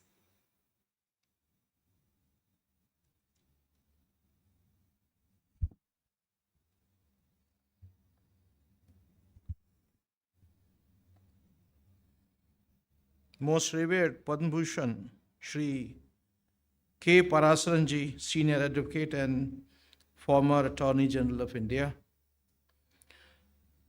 Chief Guest of this felicitation ceremony, Honorable Mr. Justice Vikram Nath, Judge Supreme Court of India, other Honorable Judges and Guests of Honor, Supreme Court of India, Honorable Mr. Justice M.M. Sundaresh, Honorable Mr. Justice P.S. Narasimha, Honorable Mr. Justice K.V. Vishwanathan, and Honorable Mr. Justice R. Mahadevan. My esteemed brother and sister judges on and off the dais, former Judge Supreme Court of India, former Chief Justice and judges of the High Court of Madras and various High Courts, Shri R. Venkataramani, Attorney General for India, Shri P.S. Raman, Advocate General of Tamil Nadu, Shri Sundareshan, Additional Solicitor General of India, Shri S. Prabhakaran, Senior Advocate and Vice Chairman, Bar Council of India, Shri P.S. Amalraj, Chairman, Bar Council of Tamil Nadu and Puducherry, Vice Chairman, members, and other office bearers of the State Bar Council, learned senior advocates, all the dignitaries on and off the dais, learned members of the legal fraternity, gracious ladies and gentlemen. When the office bearers of the Bar Council approached me, informing that they are organizing a felicitation ceremony to honor legendary Parasaran Ji, and they requested me to speak on this occasion, the first thing which came to my mind was, they have given me a very difficult task showing lamp to the sun. Whatever I may speak regarding great legendary Parasaran would only be showing lamp to the sun. It has taken me about 31 years before down the memory lane when I was a lawyer of barely 6-7 years standing at the bar while practicing in the High Court of Madhya Pradesh. Then my senior and my elder brother told me that tomorrow you have to be there with me in the court because some senior lawyers are coming from the Supreme Court to argue a matter. And one of these senior advocates whom he will be assisting is also going to be there. I thought that he must be telling me that I have to now prepare notes. So I was gearing myself up. See that you have two tasks, two things. One, which you have to do, and the second of your choice. One is to assist me prepare notes, and second, to listen to erudite submissions of a legendary figure in the bar, Mr. Parasaran. So I sat in the court and I distinctly remember for about 3.5 hours, Sri Parasaran made scintillating arguments in the court. And at the end of the day, as a young lawyer, I learned 2-3 very important aspects of advocacy. And that became one of the founding stones for me to grow and evolve as a lawyer. One, to come fully prepared on facts. The second one, to look least in the file while making your submission. That's you should have that level of preparation that you are not required to look and read the file again and again to make your submissions. The other one was absolutely composed. Many a times, because the arguments were being advanced, this was a very high stake matter. So not only the judges were putting frequent query, but the other side, out of their sheer strategy to disturb flow of the argument, used to stand up and disturb the arguments. But I found that Parasaranji was unabated. He continued with his submission. And third, very important thing was that he never lost his cool. There were many occasions during the long submissions made in the court. There were a battery of lawyers from both the sides. But then he never used any word which would hurt either the judge or the colleague lawyer.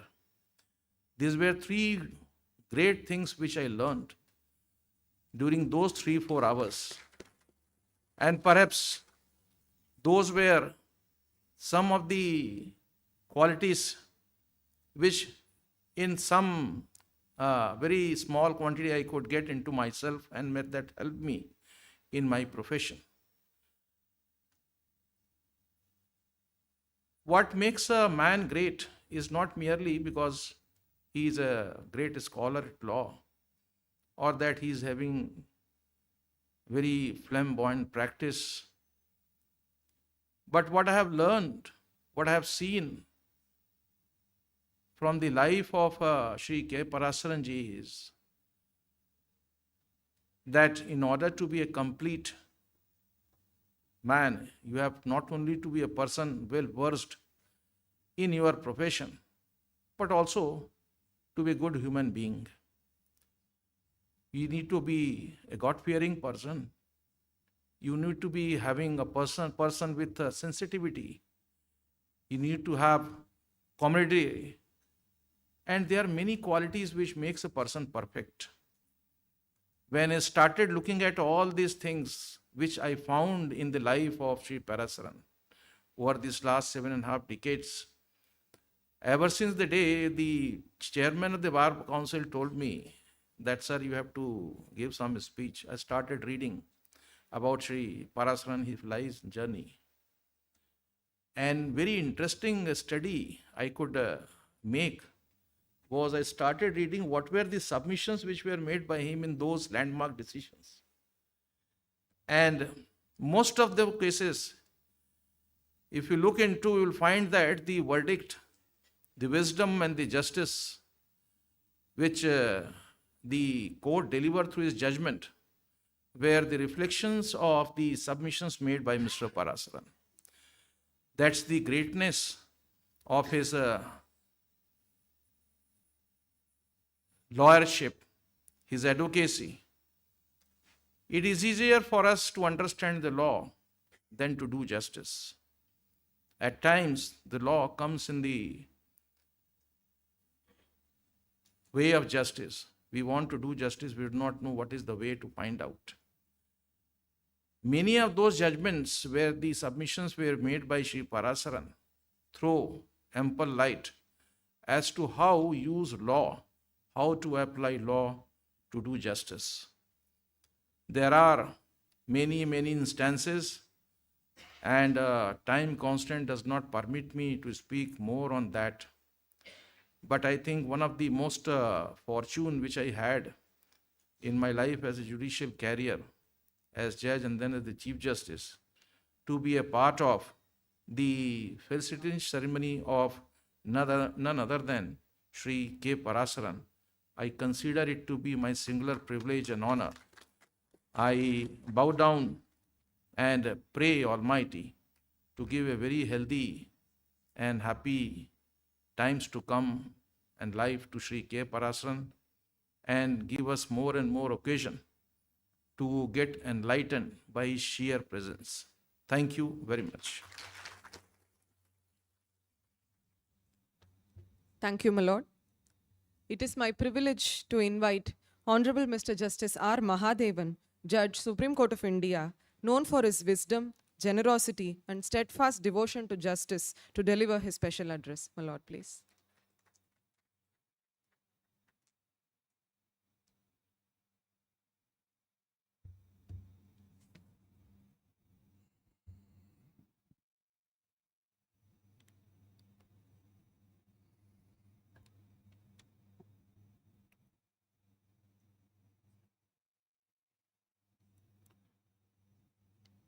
அனைவருக்கும் வணக்கம்.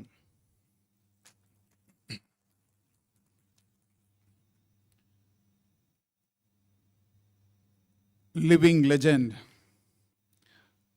Padma Vibhushan Shri K. Parasaran, Honorable Justices Shri Vikram Nath, M.M. Sundaresh, P.S. Narasimha, and K.V. Viswanathan, Judges of the Supreme Court of India. Former Judges of the Supreme Court of India, Sri Ibrahim Khalifullah, Sri Nahapan. Honorable Justice M.M. Srivastava, Chief Justice, and his companion judges are Suresh Kumar and M.S. Ramesh. Former Chief Justices of High Courts,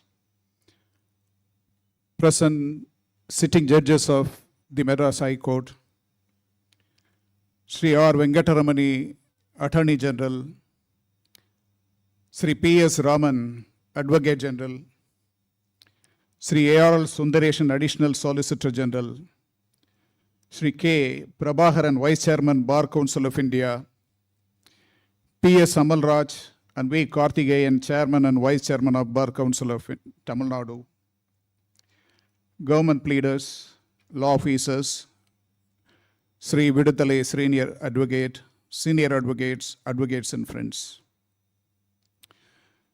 It is my distinct honor and privilege to be part of this event. This is no ordinary event seen from any angle. To be able to felicitate a legal luminary of such larger than life stature, the senior most member of the bar, a non-agenarian who is even elder to independent India, and in his very presence is more a pleasure for me and for all those who can felicitate him than to Shri Parasaran himself. There is a famous saying, when all is said, something still remains to be said. I am banking heavily on this saying today to speak something more than what has already been said. When many important guests have spoken before me and said almost everything on the greatness of Shri Parasaran, and so many more illustrious speakers are waiting to speak. That Shri K. Parasaran is a legal colossus who stored the courts with intellectual prowess, conviction of thought, and dedication of mind is known to one and all. As one of the eldest member of the bar and one of the brightest stars in the galaxy of legal luminaries, whose career spans more than 7 decades, he has been a mentor for many of us. His devotion to work and service to society can be understood from the way he argues cases even until recently. His clarity of thought and articulation of expression is worth emulating. Shri Parasaran has never missed an opportunity to uphold the majesty of the courts and always advocated the institutional independence of the judiciary. His strength lay in his agility of mind and the persuasiveness of his speech, apart from his concern for society as a whole. A man of such qualities was most befitting in constitutional positions like Attorney General of India and Solicitor General of India, apart from being a member of the Rajya Sabha. Shri Parasaran has had the distinction of having been born in pre-independent India, seen its laborious birth as an independent republic, seen her in the fledgling years and through the period of transition, trouble and tumult, observed her mature into a young and vibrant democracy, and continues to watch over as she proceeds resiliently into the future as one of the powerful countries of the world, and all this as a statesman lawyer having contributed so much to the body of constitutional law. However, his true legacy is much more than the footprints he has left on the sands of time in courts alone. Anyone who knew him would know his unflinching allegiance to righteousness and rectitude, more so in his public life. In his several speeches, he has often emphasized on duties of citizen as against only speaking of rights, and also underscored the significance of respect to women. He always took the opportunity to quote from our ancient text to underline the importance of good conduct and character, and his greatness lies in how he made himself an exemplar of such righteousness. This is why I feel I must say that his legacy is not one that can be reduced to words, cases or statistics of victory or loss, but the values that he has attempted to propagate among all who lives he has touched directly or indirectly. The great men of a nation reach out to all mankind. They are unifying, not divisive, internationally conciliating, and still great nationally. To a man of such greatness, to my mind, there is only one way to truly honor and applaud his achievements, and that is a solemn promise to take his legacy forward by upholding the dignity, authority, and majesty of the judiciary and the law. As a judge of the highest court, it will be my pleasant duty to do everything in my ability and might to fulfill that particular promise. தமிழிலும் ஒன்றை சொல்ல வேண்டும். திருமங்கை ஆழ்வாரின் பாசுரம் ஒன்றிருக்கிறது. பண்டை நான்மறையும் வேள்வியும் வேள்வி பதங்களும் பதங்களின் பொருளும், பிண்டமாய் விரிந்த பிறங்கொளி அனலும் பெருகிய புனலுடன் நிலனும், கொண்டல் மாருதமும் குறைக்கடல் ஏழும் கோலமா மலைகளும் விசும்பும், அண்டமும் தானாய் நின்ற எம்பெருமான் அரங்க மாநகர் அமர்ந்தானே என்ற அந்த பாடல். அரங்க மாநகரத்திலே பிறந்து அரங்க மாநகரத்தின் அற்புதமான புதல்வனாய் வளர்ந்த திரு கே பராசரன் அவர்களை ராமச்சந்திரமூர்த்தி தன்னுடைய வழக்கை நடத்துவதற்காக நியமித்து அருள் புரிந்தார்.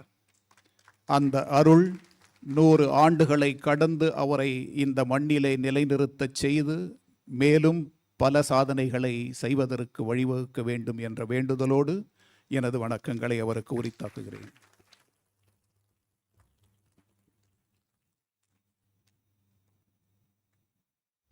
Thank you, my lord.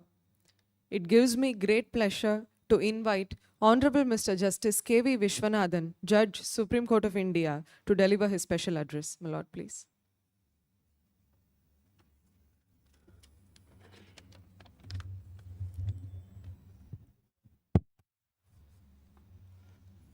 இன்றைய விழாவின் கதாநாயகர், சட்ட வல்லுனர், சட்ட மேதை, ஏன் சட்ட பல்கலைக்கழகம் என்ற பட்டத்திற்கு உரிய ஐயா திரு பராசரன் அவர்களே, என்னுடைய மூத்த நீதியரசர்கள், சகோதரர்கள், மாண்புமிகு திரு விக்ரம்நாத் அவர்களே, மாண்புமிகு நீதியரசர் திரு சுந்தரேஷ் அவர்களே, மாண்புமிகு நீதியரசர் திரு PS நரசிம்மா அவர்களே,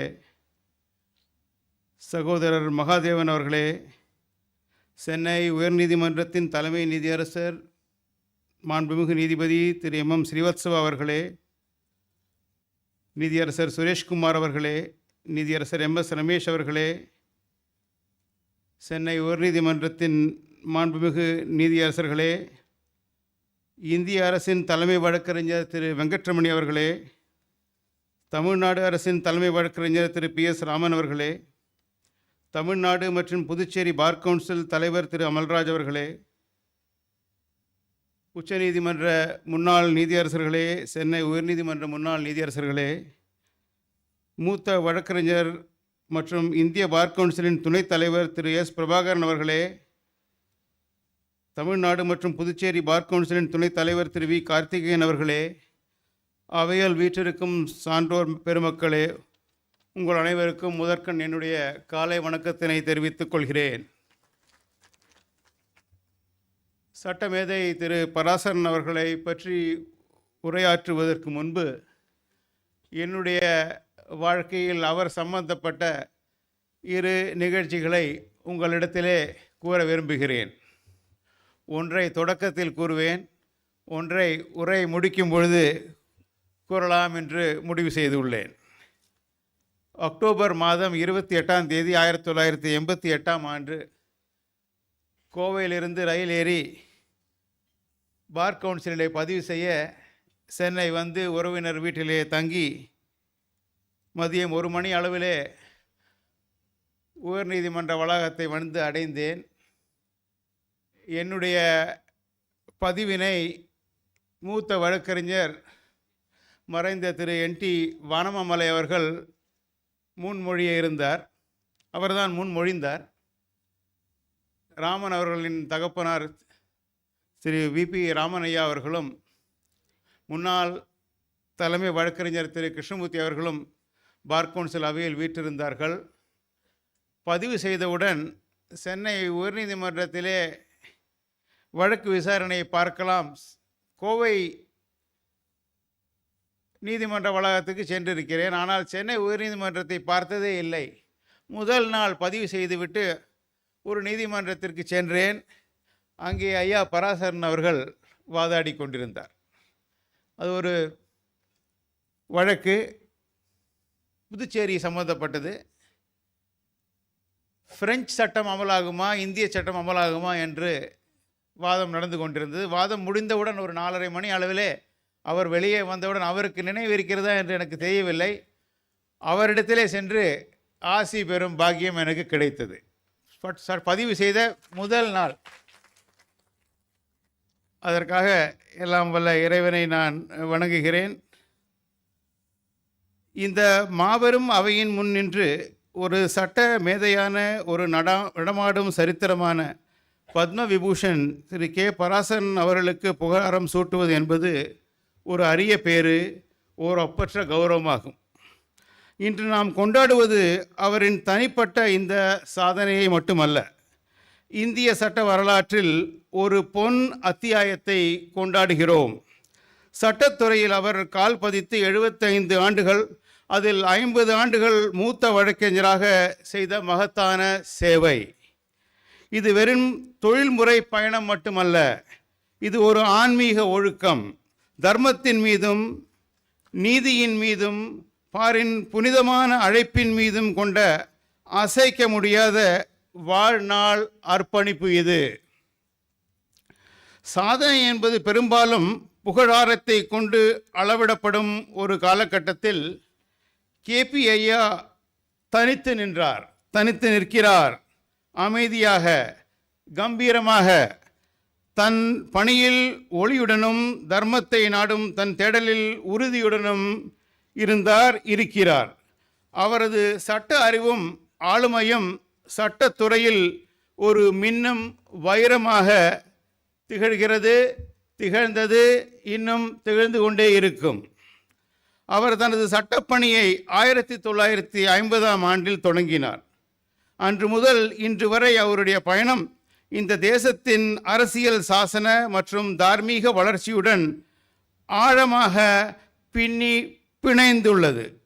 1971 இந்திய மத்திய அரசின் மூத்த நிலை வழக்கறிஞராக நியமிக்கப்பட்டார். பின்னர் அவர் 1976-77 தமிழக அரசின் தலைமை வழக்கறிஞராகவும் 1980 52 வயதை பூர்த்தியாயிருந்த காலத்திலே இந்திய அரசின் சொலிசிட்டர் ஜெனரலாகவும் நியமிக்கப்பட்டார். அதைத் தொடர்ந்து 1983 57 வயது கூட அடையவில்லை, 56 வயதிலே தென்னிந்தியாவிலிருந்து இந்திய தலைமை வழக்கறிஞரா என்றும் உயரிய பதவியை அடைந்த முதல் நபர் என்ற பெருமையை பெற்றார். ஆனால் இந்த உயர் பதவிகள் அவருடைய பங்களிப்பின் ஆழத்தை முழுமையாக படம் பிடிக்க முடியாது. கேபி ஐயாவை வேறுபடுத்துவது அவரது முறையே ஆகும். ஒரு வழக்கில் தயாராகும் விதம் தனித்துவமானது. அதை நான் பார்த்திருக்கிறேன். அவருடன் வழக்கு நடத்தியிருக்கிறேன். அவருக்கு எதிராகவும் வழக்கை நடத்தும் பாக்கியம் கிடைத்துள்ளது. புனிதமானது. அவர் எந்த ஒரு சிறு விஷயத்தையும் ஆராயாமல் விடுவதில்லை. அவர் எதிர்தரப்பு போல சிந்தித்து எதிர்தரப்பு வாதத்தின் ஒவ்வொரு விழாக்களையும் ஆட்சேபனைகளையும் முன்னரே எதிர்பார்த்து அது எழுப்பப்படுவதற்கு முன்பே அதற்கான பதிலை சிந்தித்து அதையும் சொல்லிவிடுவார். அதற்கான பதிலையும் முதலே சொல்லிவிடுவார். ஒரு முறை கேபி ஐயா அவர்கள் ஒரு சர்வதேச வழக்கிற்காக வெளிநாடு செல்வதாக இருந்தது. அன்று கணினியோ எண்ணிம ஆராய்ச்சியோ இல்லாத காலம். அவர் தன்னுடன் 2 பெரிய பெட்டிகளில் கவனமாக தேர்ந்தெடுக்கப்பட்ட சட்ட நூல்களை எடுத்துச் சென்றார். ஒவ்வொரு நூலும் அவர் முழுமையாக தயாராக இருக்க வேண்டும் என்பதற்காக தேர்ந்தெடுக்கப்பட்டது. எல்லைகளை கடந்து சட்ட நூல்களுடன் பயணம் செய்யும் அந்த மூத்த வழக்கறிஞரின் பிம்பம் அவர் தன் பணிக்கு கொண்டு வந்த தீவிரத்தையும் ஆழத்தையும் அமைதியாக படம் பிடித்து காட்டுகிறது. மேலும் அவர் தனது சட்டவாதங்களில் ஒவ்வொரு சட்ட சிக்கலும் ஏற்கனவே ஆராயப்பட்டு விட்டது என்பதை விளக்க ராமாயணம் மற்றும் மகாபாரதத்திலிருந்து மேற்கோள்களை பயன்படுத்தி வழக்கினை எடுத்து வைப்பார். அதை நாம் அனைவரும் பார்த்து மகிழ்ந்திருக்கிறோம். கேபி ஐயாவின் அறைகள் வெறும் அலுவலகங்கள் அல்ல, அவை பாடசாலைகள், கற்றல், ஒழுக்கம் மற்றும் பணிவின் இடங்கள். அவர் இளம் வழக்கறிஞர்களை மாணவர்களாக கருதினார். அவருடைய சீடர்களை சொல்வது போல் அவர் ஒரு ஆச்சாரியன் என்று கருதினார்கள். அவர் ஒவ்வொரு வழக்கையும் ஆழ்ந்த மரியாதை மற்றும் தூய நோக்கத்துடன் தொடங்க வேண்டும் என்ற நம்பிக்கையுடன் சுப நேரத்தில் தான் அந்த கோப்பை திறப்பார். அவருக்கு முன்னிருந்த மகான்களில் அல்லடி கிருஷ்ணசாமி ஐயர் தமிழ்நாட்டைச் சேர்ந்தவர். அவருடைய சுயசரிதையை அவருடைய மகன் எழுதியிருக்கிறார், ஸ்டேட்ஸ்மேன் அண்ட் அமங் ஜூரிஸ்ட் என்ற பெயர். அதற்கான முன்னுரையை முன்னாள் இந்திய தலைமை நீதிபதி திரு ஹிதயத்துல்லா அவர்கள் எழுதியிருக்கிறார்கள். அதிலே அவர் ஆங்கிலத்திலே சொல்கிறார். அதை ஆங்கிலத்திலே சொல்லிவிட்டு தமிழிலே கூறுகிறேன். When it comes to walking with sure-footedness in the thickets of law. It was Sir Aladi who was heads and shoulders above others. அதை நாம் கேபி ஐயா அவர்களுக்கு சொல்லலாம். அவர் சட்டத்தின் அடர்ந்த முட்காடுகளை கடக்கும் பொழுது உறுதியான கால்களை கொண்டிருந்தார் என்று கூறினார். இதயத்துல்லா அலடியை பற்றி, கேபிஐயை பற்றி நான் கூறுகிறேன். அதே வார்த்தைகளை கேபிஐயாவுக்கும் கூறலாம். அவரிடம் பயிற்சி பெறுவதும், அவரை எதிர்த்து வாதிடுவதும், அல்லது நீதிமன்றத்தில் அவரை கவனிப்பதும் எதுவாக இருந்தாலும் அது நமக்கு ஒரு நற்பாடம். விளைவு எப்படி இருந்தாலும் நீங்கள் ஜெயிக்கலாம், நீங்கள் தோக்கலாம், ஆனால் உங்களுக்கு ஒரு சிறந்த பாடம் உங்களுக்கு கிடைக்கும். அவரிடத்திலே பணியாற்றுவது, அவருடைய வாதங்களை கேட்பது, அதுவே உங்களுக்கு ஒரு, ஆங்கிலத்தில் சொன்னால் அது ஒரு எஜுகேஷன் ஆக இருக்கும், ஒரு கல்வியாக இருக்கும். அவரது பணிவு பற்றி கூறுகையில் தெய்வப்புலவர் திருவள்ளுவர் அவர்களின் குரல், பணிவுடையன் இன்சொலன் ஆதல் ஒருவர்க்கு அணியல்ல மற்ற பிற என்பது நினைவுக்கு வருகிறது. அது அவருக்கு பொருத்தமாவதுமாகும். அதாவது அடக்கமான பண்பும் இனிமையாக பேசுவதும் இயல்பும் தவிர ஒருவருக்கு சிறந்த அணிகலன்கள் வேறு இருக்க முடியாது என்கிறார் தெய்வப்புலவர். கேபி ஐயா அவர்கள் இந்த அணிகலன்களை அமைதியாகவும் கருணையுடனும் அணிந்துள்ளார். கருணை மற்றும் நியாயத்தை பற்றி பேசும் பொழுது திரு நானி பல்கிவால் அவர்கள் கேபி ஐயா பற்றி சொல்வது உங்களுக்கு நான் அதை எடுத்துரைக்க வேண்டும். நீங்கள் கேட்டிருப்பீர்கள். இதை சமீபத்தில் எனக்கு இதை நினைவூட்டியது என்னுடைய சகோதரர் திரு பார்திவாலா அவர்கள். கடந்த வியாழக்கிழமை நானும் அவரும் ஒரே அமர்வில் இருக்கிறோம். 1 மணிக்கு அமர்விலிருந்து எழுந்து அவருடைய அறைக்கு சென்று அவரை விட்டுவிட்டு நான் என்னுடைய அறைக்கு செல்வேன். இந்த விழாவினை பற்றி கூறினேன். சனிக்கிழமை நான் சென்னை செல்ல இருக்கிறேன், ஐயா பராசரன் அவர்களை பற்றி பாராட்டி பேசப் போகிறேன், அவருக்கு ஒரு பாராட்டு விழா பார் கவுன்சில் ஏற்படுத்தி இருக்கிறது என்று நான் அவரிடத்திலே கூற, அவர் கை தொலைபேசியை எடுத்து என்னிடத்திலே ஒரு கடிதம் இருக்கிறது. பல்கிவாலா அவர்கள் திரு பராசரனுக்கு அட்டார்னி ஜெனரலாக நியமிக்கப்பட்ட பொழுது, இந்திய அரசின் மூத்த வழக்கறிஞராக நியமிக்கப்பட்ட பொழுது பல்கிவாலா அவர்கள் கைப்பட எழுதிய கடிதம் இருக்கிறது, அதை உங்களுக்கு படித்து காட்டுகிறேன் என்றார்.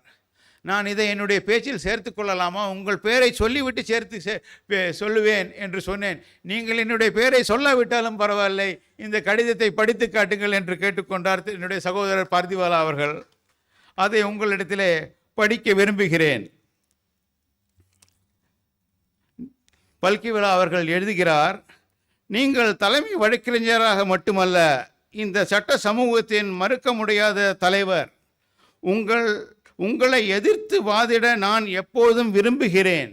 ஏனென்றால் நீங்கள் வழக்கின் நியாயத்தை முடிந்தவரை உயரமாக எடுத்து வைப்பீர்கள். ஆனால் அதே நேரத்தில் ஒருபோதும் மற்றொரு தரப்பினருக்கு நியாயமற்ற நன்மையை பெற முயற்சிக்க மாட்டீர்கள். You will not resort to unethical means when you place your case, even though you will place your case at the highest before a court of law. மற்ற அரசு வழக்கறிஞர்களும் உங்களின் பாராட்டத்தக்க உதாரணத்தை பின்பற்ற வேண்டும் என்று நான் விரும்புகிறேன் என்று அந்த மடலிலே அவர் எழுதியிருக்கிறார். அதை நீதியரசர் பார்திவாலா அவர்கள் கை தொலைபேசியிலே சேர்த்து வைத்து கொண்டு என்னிடத்திலே அதை எடுத்து கொடுத்தார். அந்த அளவுக்கு நீதியரசர்களுக்கு மரியாதை அவர் மீது. அதை கவனித்துக் கொள்ள வேண்டும் நேயர்களே. அந்த புகழாரத்தில் கேபிஐவின் சாராம்சத்தை காண்கிறோம். ஒரு அஞ்சத்தக்க எதிராளி அவர். He is a respected and a feared opponent. ஒரு நியாயமான மற்றும் நெறிமுறை பண்பாளர். Very ethical opponent. Practitioner of ethics. எல்லாவற்றிற்கும் மேலாக சட்டத்தின் ஒரு மதிப்புமிக்க பெருமகன். கீர்த்தி எனப்படும் நற்பெயரே ஒருவர் ஈட்டக்கூடிய மிகப்பெரிய பொக்கிஷம் என்று அவர் அடிக்கடி நமக்கு நினைவூட்டுகிறார். இந்த நிகழ்ச்சியில் நாம் ஒரு மனிதரை மட்டும் கொண்டாடவில்லை. நான் உரை தொடக்கத்தில் கூறியதை போல நாம் ஒரு சட்ட பல்கலைக்கழகத்தையே வணங்குகிறோம். கேபிஐயா இந்த துறையின் ஆன்மாவை உயர்த்தியுள்ளார். ஒரு வழக்கறிஞரின் உயர்ந்த அழைப்பு நீதிமன்றத்தில் வெற்றி பெறுவது அல்ல. It is not the duty of a lawyer to win at any cost. நடைமுறையை மேம்படுத்துவது, உண்மைக்கு சேவை செய்வது மற்றும் தர்மத்தை காப்பாற்றுவது என்பதை அவர் நமக்கு காட்டியுள்ளார். ஒழுக்கம், கருணை, பணிவு மற்றும் புத்திசாலித்தனம் ஆகியவற்றால் குறிக்கப்பட்ட அவரது பயணம் நம்மை ஈர்க்கின்றது. மேலும் நமது துறையின் மீதான அர்ப்பணிப்பை புதுப்பிப்போம். இது ஒரு வாழ்க்கை பணியாக மட்டுமல்ல, சமுதாயத்திற்கு, நீதிக்கு, உண்மைக்கு செய்யும் ஒரு சேவையாக பணியாற்றுவோம். மூதாட்டி ஔவையார் அவர்கள் கூறுகிறார், நல்லார் ஒருவர் உளரேல் அவர் பொருட்டு எல்லாருக்கும் பெய்யும் மழை என்றார். அதாவது ஓர் உண்மையுள்ள நல்ல மனிதர் இருந்தால் அவர் பொருட்டு எல்லாருக்கும் மழை பொழியும் என்பது அவர் கூற்று. கேபி ஐயா அந்த நல்லவர். அவர் இருப்பதால் தான் இந்த நிதித்துறை சேவையில் ஆழமான நெறிமுறைகளும் மிகுந்த மரியாதையும் நீடித்த ஒளியும் தொடர்ந்து செழித்து வளர்கிறது. அவர் இன்னும் பல ஆண்டுகளுக்கு நமக்கு வழிகாட்டவும் ஆசீர்வதிக்கவும் ஊக்கமளிக்கவும் வேண்டும் என்று மனதார பிரார்த்திக்கிறேன். நான் உரையின் தொடக்கத்திலே கூறியது போல என்னுடைய வாழ்க்கையின் இரண்டாவது சம்பவத்தையும் கூறி இந்த உரையை முடித்துக்கொள்ள விரும்புகிறேன். கேபி ஐயா அவர்களிடத்திலே ராமு சார் என்ற செயலாளர் இருந்தார். உங்களுக்கெல்லாம் தெரிந்திருக்கும். அவருடைய அலுவலகத்துக்கு நீங்கள் சென்னையிலோ புது டெல்லியிலோ சென்றால் நீங்கள் ராமு சாரை பார்த்துவிட்டு தான் கேபி சாரை பார்க்க முடியும். அவர் ஆஞ்சநேயர் என்றால் இவர் ராமர், அதுபோல் அவர் இமை என்றால் இவர் கண். அந்த ராமு சார் அவர்கள் என்னுடைய துணைவியாரின் தகப்பனாருக்கு சகோதரர், ஒன்று விட்ட சகோதரர். இது எனக்கு எப்படி தெரிய வந்தது என்றால்,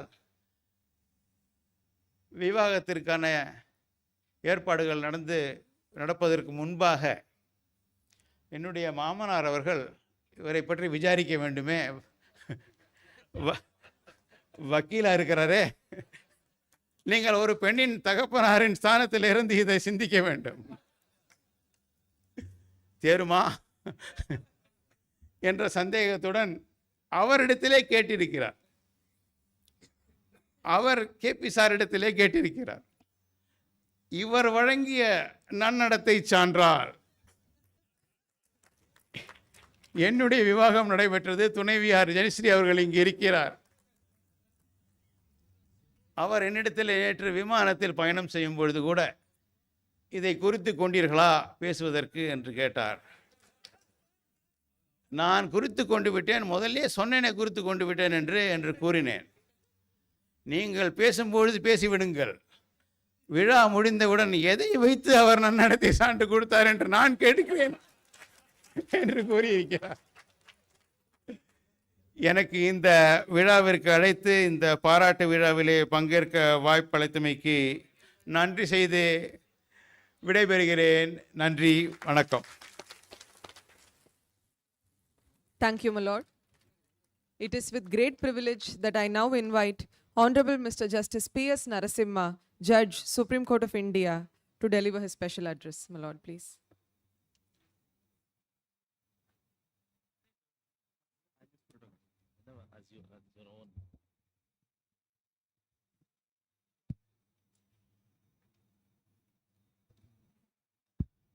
గౌరవనీయులు, పూజ్యులు,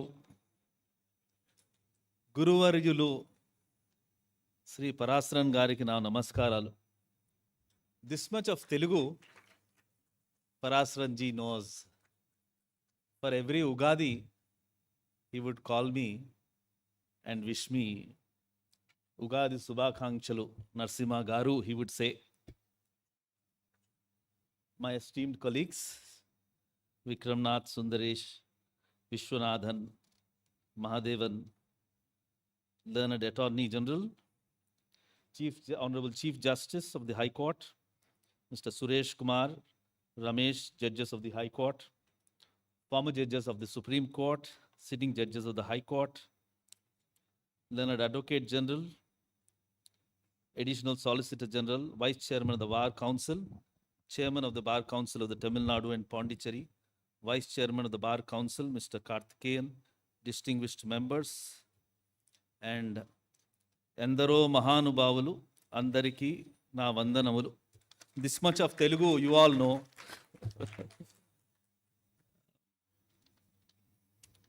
I have a written text, but I am tempted to share few thoughts that I have and the association that I have with Sri Parasaran ji. But I will mention about that. This is indeed an honor for me to be present here on the momentous occasion. Today we gather to celebrate and reflect on the extraordinary life, legacy and contribution of Padma Vibhushan Shri Parasaran ji, a jurist, unparalleled wisdom, a scholar of exceptional caliber, and a mentor of countless number of legal fraternity. He has shaped the career of a number of practicing lawyers here and also judges. That Vidya contribution is unparalleled. It reminds me of a Subhashitam which says, Vidya avidyaku kevala krupa vidipurvakamuga prajalitamu cheyaga adi sakala dharitri danambu kante adhikataramu. So when you give that knowledge to those who do not possess that knowledge and mentor them, that will be much higher than donating the entirety of the universe. That's the great quality that he had. Nation will call Sri Parasaran ji as a Shrestha. I will tell you the reason why I think it should be like that. There are two reasons. In the making of the Constitution, we had some of our leaders who had had English education. They have gone abroad and come back to India, part of the Constitution making process. With that knowledge that they had, they applied it in the context of what India needed. They never lost their connectivity with the country. If we see the constitutional debates, the greatness of those persons who have did their law, continued there, practiced there, come back, and in the constitutional debates, you would see applying that law that they have learned in the context of what the country needed. We have read quite a bit about them. We have examples like Gandhiji, we have Ambedkar, Jawaharlal Nehru, belonging to the same category. In the same vein, we must pause to reflect on the towering contributions of generations of lawyers who, after the Constitution came into force, expanded its values. Distinguished jurists like M.K. Nambiar, Nani Palkiwala, and Parasaran ji belong to that generation of lawyers born before independence, but dedicated their lives to the interpretation of the Constitution to the needs and aspirations of the people. Through their prowess, they confronted complex legal challenges. Through their scholarship, they elucidated constitutional principles for generations of lawyers, judges, and students. Through their steadfast commitment to ethics and integrity, they became exemplars of the lawyer's role as guardians of constitutional values. Through their advocacy, they assured suitable results. Sri Parasaran in particular stands as a shining example for this tradition. His career embodies the seamless blending of intellectual, moral courage, and devotion to public service. What distinguishes him is his unique approach to advocacy. As senior advocate Fali Nariman once observed, Parasaran has a remarkable ability to draw upon well-known narratives from our epics, weaving them into legal argument. These references illuminated legal principles, reinforced moral reasoning, and reminded all who heard him that law is deeply intertwined with our culture and ethics. That connectivity is what I come back to the point that as he interpreted laws and presented before the court, he never lost that connectivity. He utilized that principles which were adversarial in nature fundamentally, but then applied it in the context of what our country needed. Why I called him as Shrestha is that if we today reflect upon how we are practicing and how we deliver our judgments, very important facet that we need to learn. He is like a North Star, the Dhruva Nakshatra. What we need to pick up is we should never ever lose our connectivity with our people and continuously apply that principles that we evolve or develop or take from abroad as we apply it here. This is far more important when we are talking about the modern generation, where National Law School students, very easy to download any principle from any of the internet sources and then apply it here. Why we call him Shrestha is for the reason that yad yacharadi shrestha tattadeve tarojana sayat pramanam kurte lokas tadanu vartate. These are the persons who we must see and emulate. The reason why we emulate them is for the reason that there is a connectivity that they will always have to what we need and how we need to apply them. That is one reason why we need to stand and salute him for that. Justice Venkatachalaya, very importantly, emphasized this very point in the constitutional revisitation. Though Parasaranji never spoke publicly about the conduct of the court or on the constitution loosely, but Parasaran participated in the National Commission for Review of the Working of the Constitution, and Venkatachalaya reflects on it. I quote from his statement, "I vividly recall the days spent with Shri K. Parasaran, especially during the deliberations of the Commission, which provide a glimpse of his commitment to constitutional values and human dignity as amongst the supreme values of law and life. He let his work, arguments, and integrity speak for themselves, exemplifying both personal discipline and unwavering commitment to public trust and rule of law. It is this very contribution of insight, discipline, and devotion of Sri Parasaran, also served as law officer in various offices for nearly a decade. He held the esteemed position of an Advocate General of Tamil Nadu, Solicitor General of India, and ultimately the Attorney General. He appeared in cases spanning the full breadth of constitutional legal issues. He argued on parliamentary amending power, executive discretion, economic legislation, judicial appointment, religious freedom, equality principle, as well as matters relating to state central laws repugnancy, post-manufacturing tax and freedom of the press. His advocacy shaped administrative tribunals. You all know about that, Chandrapal. Presidential pardons, legislative competence. Senior advocate Mr. Arvind Dattar interestingly observed, while Sri Parasaran's contribution in the realm of constitutional and personal laws are widely celebrated, it is often overlooked that he also left a lasting mark on taxation. He successfully argued several important tax cases that not only resolved complex disputes, but also altered the course of tax jurisprudence in India, demonstrating his versatility and profound understanding of multiple branches of law. Complementing this, Mr. Venugopal, former Attorney General, has highlighted just how extraordinary Sri Parasaran's preparation was. He recalled a memorable instance where they were on opposite sides on a case concerning appointment of Sri Chandrasekhar, former Prime Minister.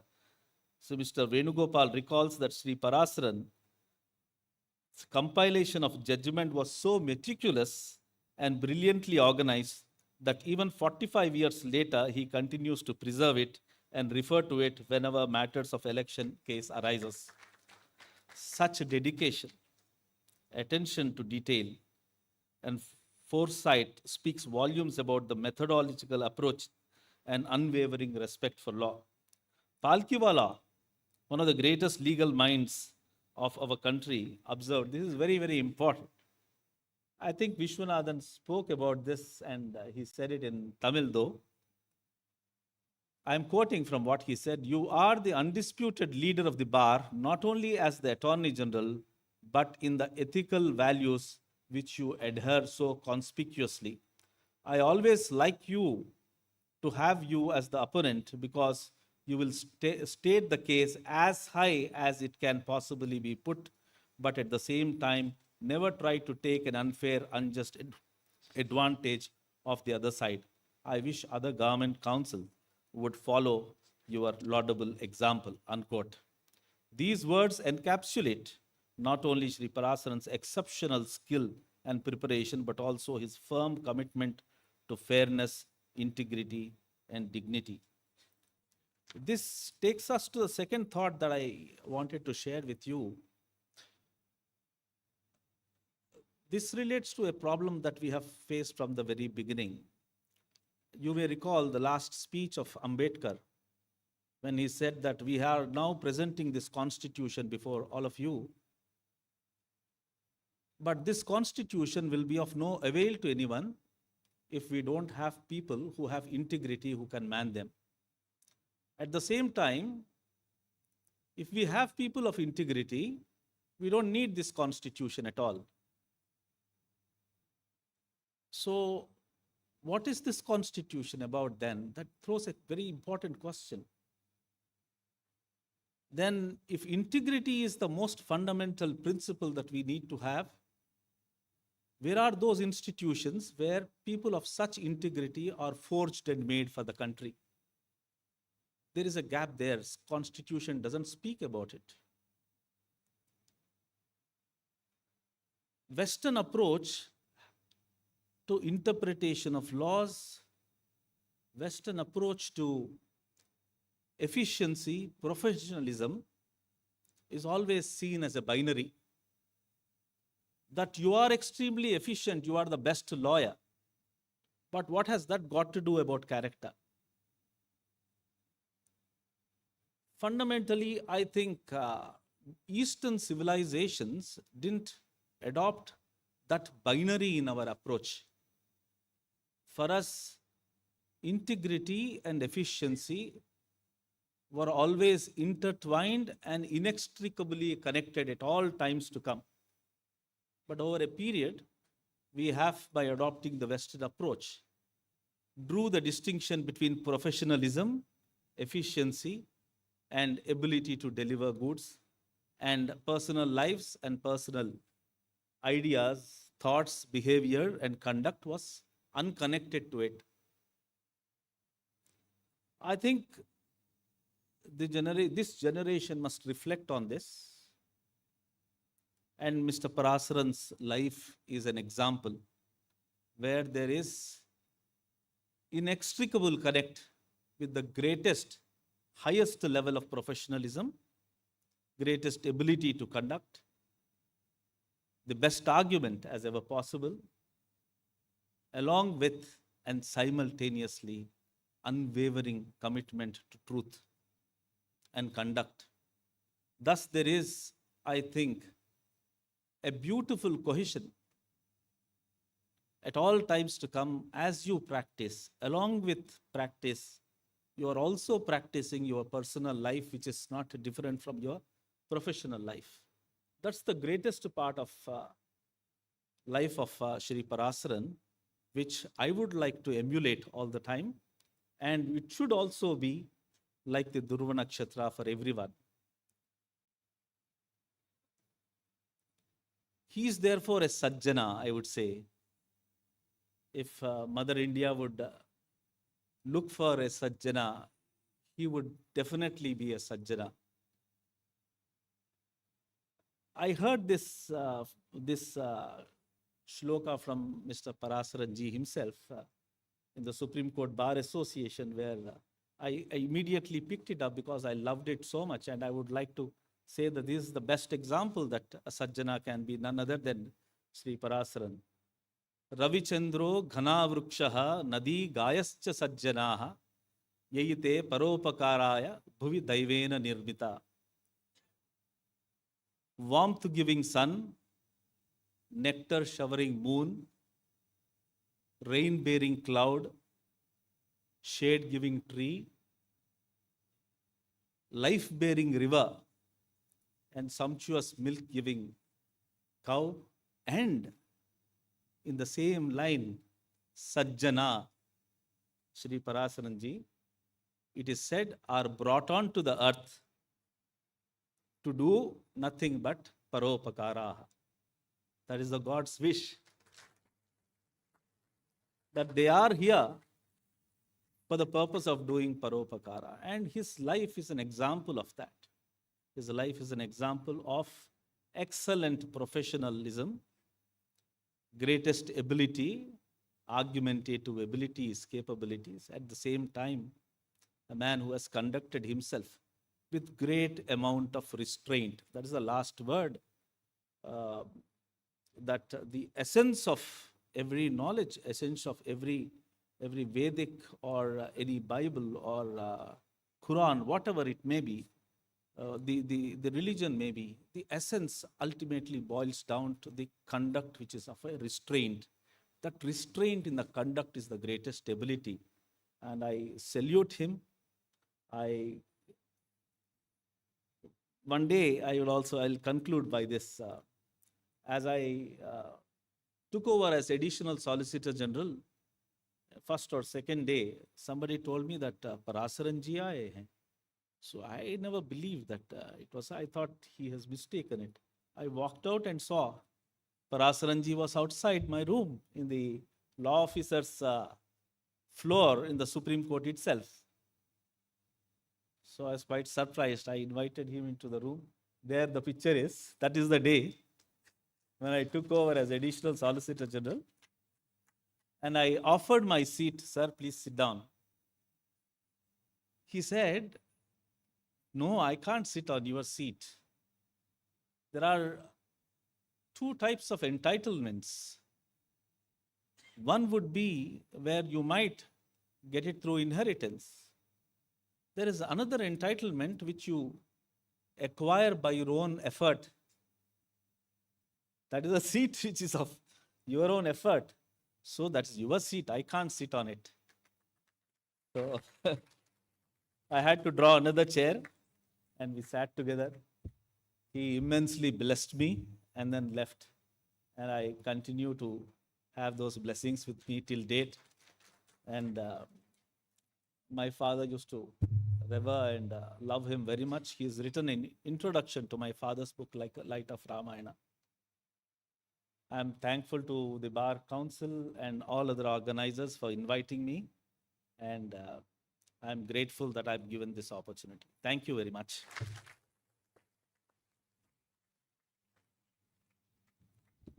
Thank you, my lord.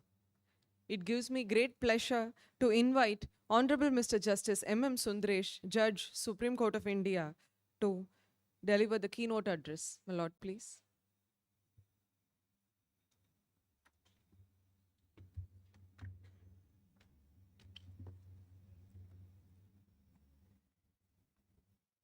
கனியிடை ஏறிய சுளையும் முற்றிய களையிடை ஏறிய மணியும் பனிமலர் ஏறிய தேனும்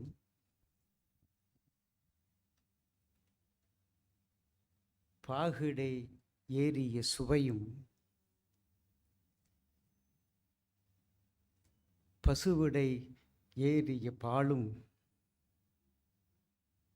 தென்னை நல்கிய குளியில நீரும் இனியன என்பேன் எனினும் தமிழின் உயிரென்பேன் என் காணீர். தன்னை தமிழுக்கு முதல் வணக்கம். இந்த விழாவின் நாயகர் ஐயா கேபி அவர்களே, எனது அருமை சகோதரர் நீதியரசர் விக்ரம்நாத் அவர்களே, இந்த விழாவை வைக்க வேண்டும் என்று திரு பிரபாகரன் அவர்கள் சொல்லிய பொழுது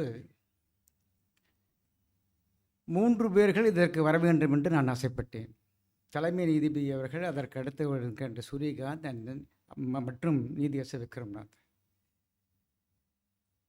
2 பேரும் அலுவல் காரணமாக வர முடியவில்லை. When I asked Honorable Justice Vikramnath, he said, if you ask me, I can't say no. And please tell me what is the reason. I told him the reason. He said that it is doubly I cannot say no. And he is supposed to be in a function today.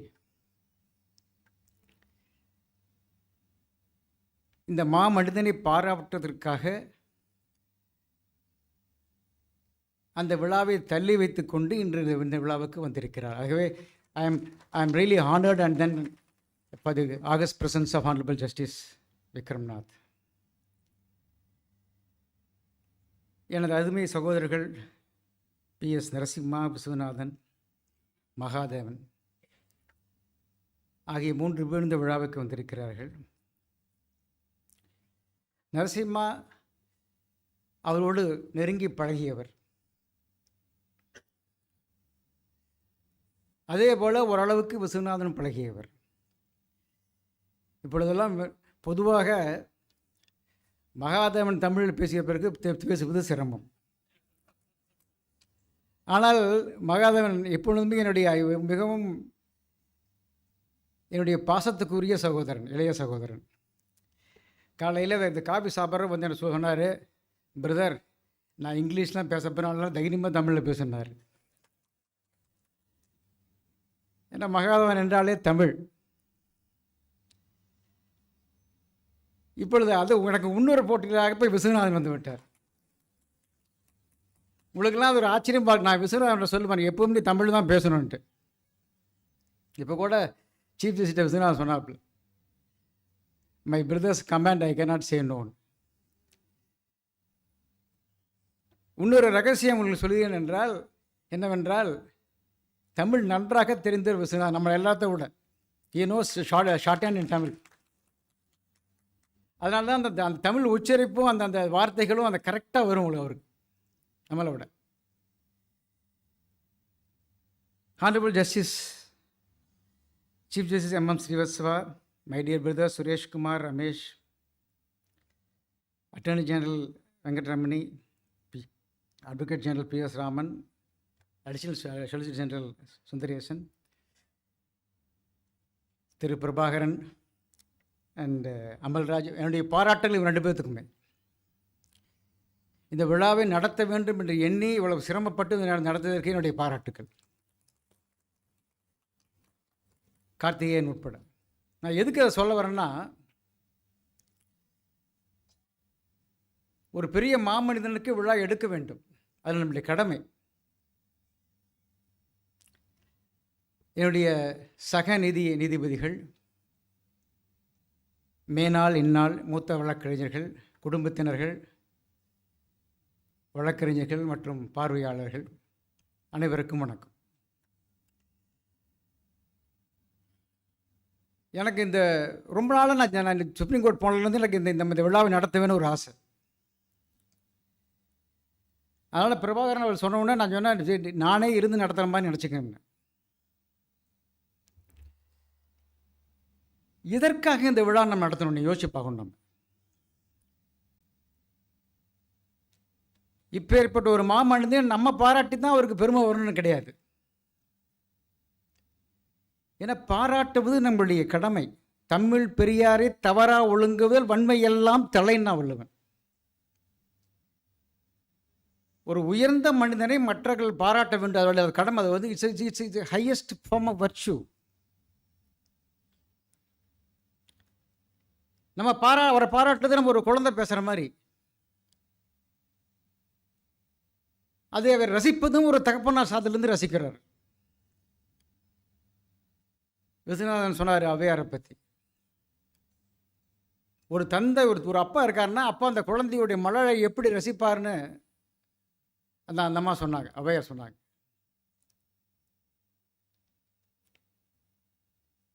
எப்படி ரசிக்கிறார்? யாழோடும் கொள்ளான்னா, இந்த யாழை விட அப்படியே music instrument விட அதாக இருக்குண்டு. பொழுதோடும் புணரா பொருள் அறிவரா. அந்த குழந்தை என்ன பேசுன்னு தெரியாது, நேரம் போகிறதே தெரியாது. நம்ம பேர குழந்தை இருக்கிறதுக்கு வயசானவங்களுக்கு பேர குழந்தை இருக்கலாம், வயசு இளைஞர்களுக்கு அவங்க குழந்தை இருக்கலாம். ஆயினும் அருள் வந்ததால் தந்தையர்க்கு புதல்வர் தம் மழலைன்னா. அந்த அவையா சொல்லிட்டு அதிகமான பற்றி சொல்கிறது கான்வர்சேஷனில் சொல்கிறாங்க. என் வாய்ச்சொல்லும் அண்ணன், நான் உனக்கு சொல்கிற வார்த்தையும் அப்படி தான். தமிழ் மூதாட்டிய வயதானவள் நம்ம சின்ன இருந்தாலும் அந்த அந்த அந்த ரிலேட் பண்ணுறப்போ அந்த எமோஷனல் வர்றப்போ நான் குழந்தையில மனசில் எதுவுமே இருக்காது.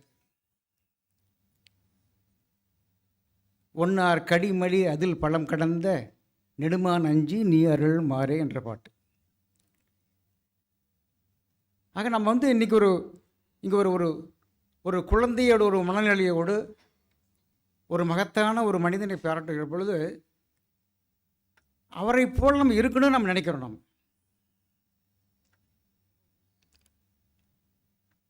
அதை ஏற்றுக்கொண்டுகிற பொழுது இவன் மாதிரி என்ன மாதிரி இவங்களும் வருவான்னு அவர் நினைக்கிறார். எல்லாரும் அவரை பற்றி பல விதமே சொன்னாங்க. நான் இன்னொரு காரணம் இது தமிழில் பேச வைக்கிற காரணம்னா, உண்மையான தமிழ்ங்கிற டெஃபினேஷன் அவருக்கு தான் அது. இதை நான் சொல்லலை. அடிக்கடி இந்த பாடல் எனக்கு பிடிச்ச பாடல் நான் சொல்லுவேன். புறநானூற்றில் ஒரு அழகான ஒரு பாடல் இருக்குது. பாண்டியன் இளம்பெரு வழுதின்னு ஒரு மன்னன் அந்த பாடுறான். ஒரு தமிழனுக்கு எப்படி இருப்பான ஒரு டெஃபினிஷன். உண்டால் அம்மா வாழி இவ்வுலகம், இந்த உலகம் ஏன் நல்லா இருக்குது அப்படின்னா, இந்திரம் அமிழ்தம் ஏய்வதென்றாலும் தமிழன் உண்டிலன் நிலனேன்னா. ஒரு அமிர்தத்தையே கொண்டு வந்து நம்ம கொடுத்தா கூட எனக்கு வேண்டாம், கொஞ்சம் பொறுப்பான்னா. முனிவிலர் துஞ்சுதலும் விளர்றான்.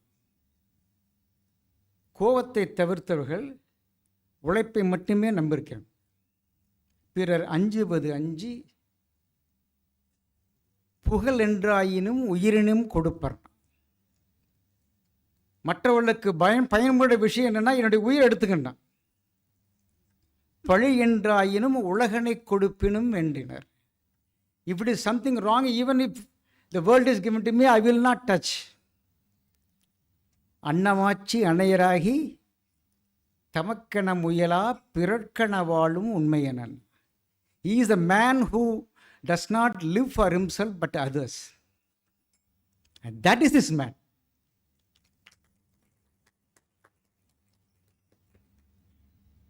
எனக்கு அவ்வளோ அதிகம் பழக்கம் இல்லை. அவரோடு இருக்க சில ஜூனியர்ஸ் எல்லாம் சொல்லி தான் எனக்கு பழக்கம். நான் அவரை அவங்க சொல்லிருந்து பார்த்த ஒன்று என்னென்னா எனக்கு பிடிச்சது, அத்தனை ஜூனியர்ஸ்டையும் அங்கே வேறுபாடே கிடையாது. அங்கே இதில் ஒன்றும் நம்ம நிச்சயம் நம்ம உள்வாங்கி கொண்ட விஷயம் இது.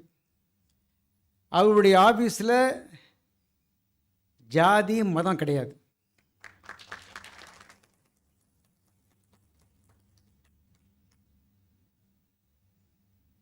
பல சமுதாயத்தை சேர்ந்தவர்கள், பல பேர் மூத்த வழக்கறிஞராக இருக்காங்க, நீதிபதியாக இருக்காங்க. எல்லாருக்கும் அங்கே ஒன்று,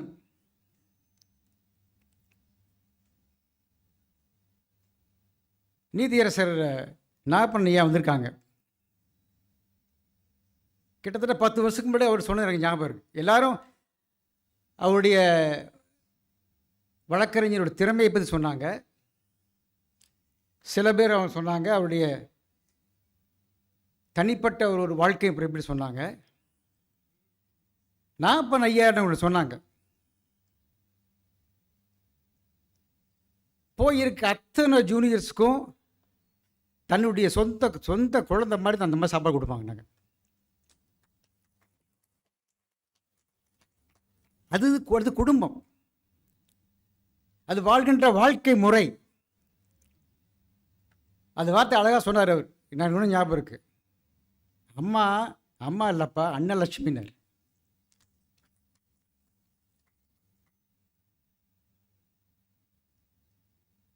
அது நம்ம எப்படி வாழங்கிறதுக்கு அவர்கள் சொல்லுகிற ஒரு எடுத்துக்காட்டு.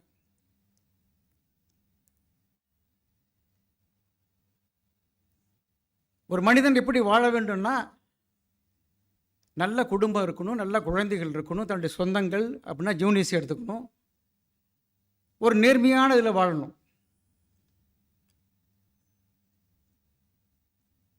தொல்காப்பியர் அழகா சொல்வார்கள், காமம் கலந்த கடைக்கோள் காட்டி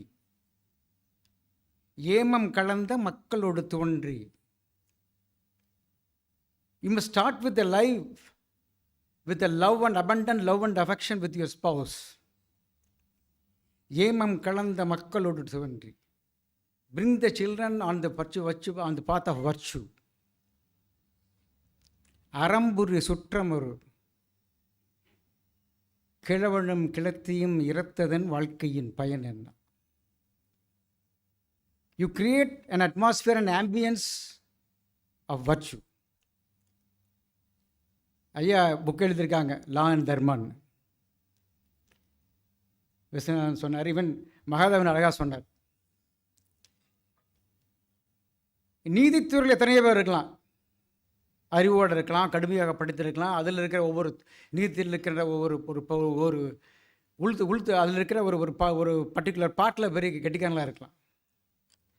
ஆனால் ஐயா அவருடைய வித்தியாசமான அணுகுமுறை என்ன அப்படின்னா, அது அறம் சார்ந்தது, தர்மம் சார்ந்ததாக இருக்குது. Knowledge is something different. Knowledge is something is different which can be acquired. எல்லாருக்கும் படித்தா வரும். The character is something which has to be formed. Here is a man who is a combination of knowledge and character. And that is important. Valluvan சொல்லுவான், ஓதி உணர்ந்தும் பிறர் குறைத்தும் தானடங்கா பேதையில் பேதையர் இரு அப்படின்ட்டு. You acquire knowledge.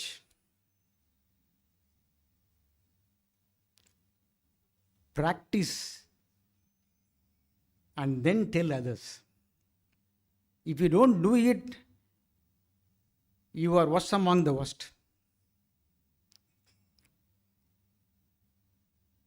அதனால தான் நீங்கள் நம்ம பொதுவாக ஒரு வழக்கை நம்ம பார்க்கின்ற பொழுது சட்டத்தின் மூலமாக பார்க்கிறோம்.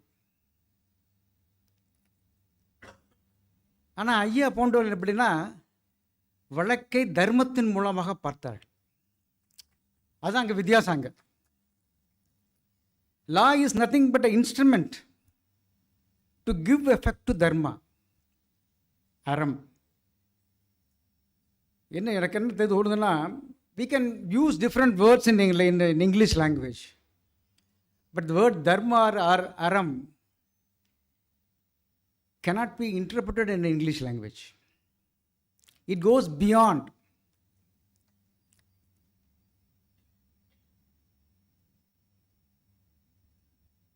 நம்ம எல்லாத்துக்கும் கடந்தவர் அவர்.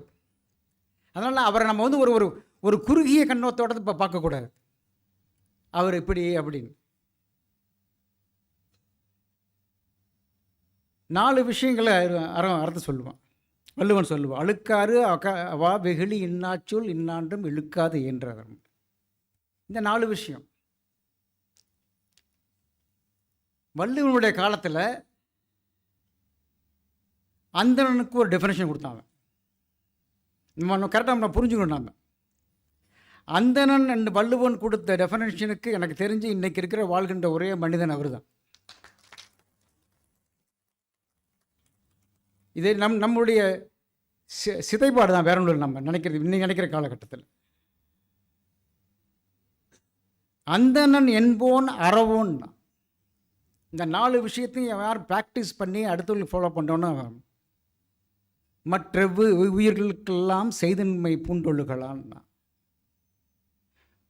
By following these 4 principles, how you help others, that defines your status as Andanan.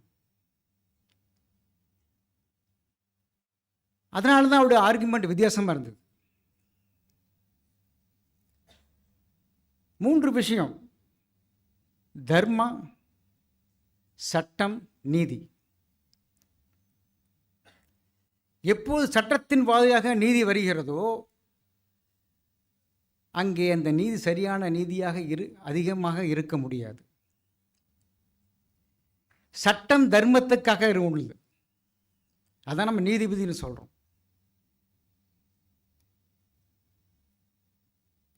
He is religious,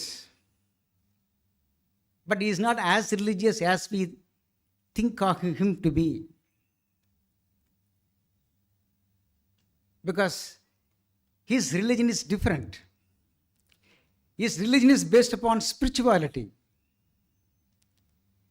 Kabir சொன்ன மாதிரி, சாமி விவேகானந்தா சொன்ன மாதிரி, கம்பன் சொன்ன மாதிரி, கல்லிலே பிறந்த நீத்தம் கடலிலே கலந்தது போல்னா, பல்லிரு சமயமெல்லாம் எல்லையில் ஒன்றே ஆகி பிரிதன பலவன பிரிந்தது போல். கல்லில் திருக்க அப்படியே தண்ணி வந்து அப்படியே கல்லில் விழுந்து அப்படியே பிரிஞ்சு பிரிஞ்சு பிரிஞ்சு ஆறா போனால் கடைசியில் கடலில் போய் சேர்ற மாதிரி தான். தேடுதல் என்பது ஒன்று. அதுக்கு ரிலிஜன் வந்து ஒரு இன்ஸ்ட்ருமெண்ட், தட்ஸ் ஆல். அதனால் நம்ம நினைக்கிற விட அடுத்த ஸ்டேஜுக்கு போய் அவங்க பார்க்குறப்போ அந்த நீதி எவ்வாறு இருக்க வேண்டும் என்று அவர்கள் சொல்லுகின்ற வார்த்தைக்கு வந்து ஒரு வித்தியாசமான ஒரு பவர் உண்டு.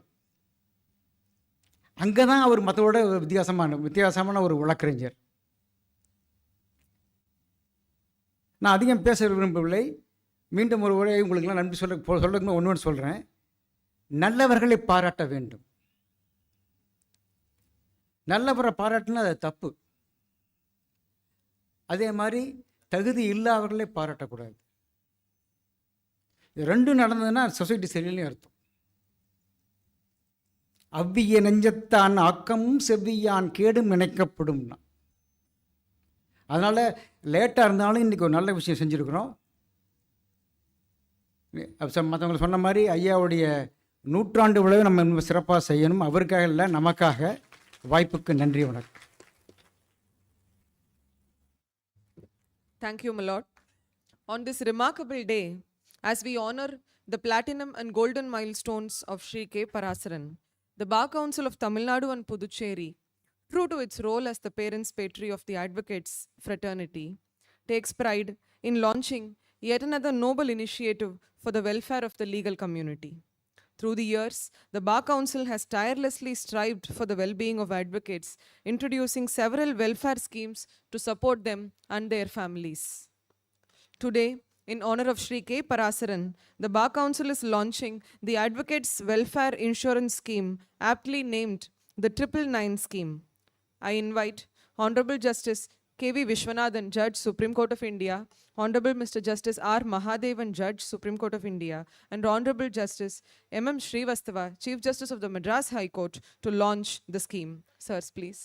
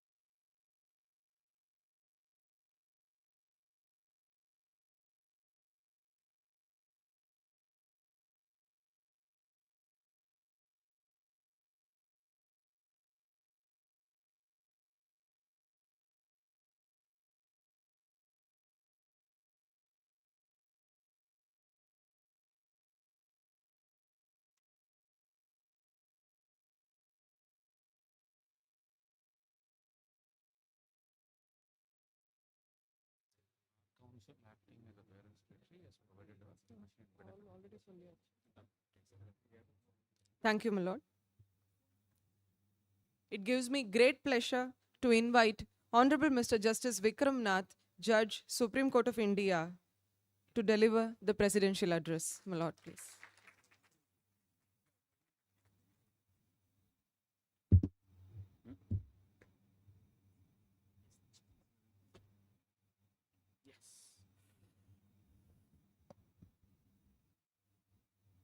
A very warm good afternoon to everyone present in this beautiful auditorium.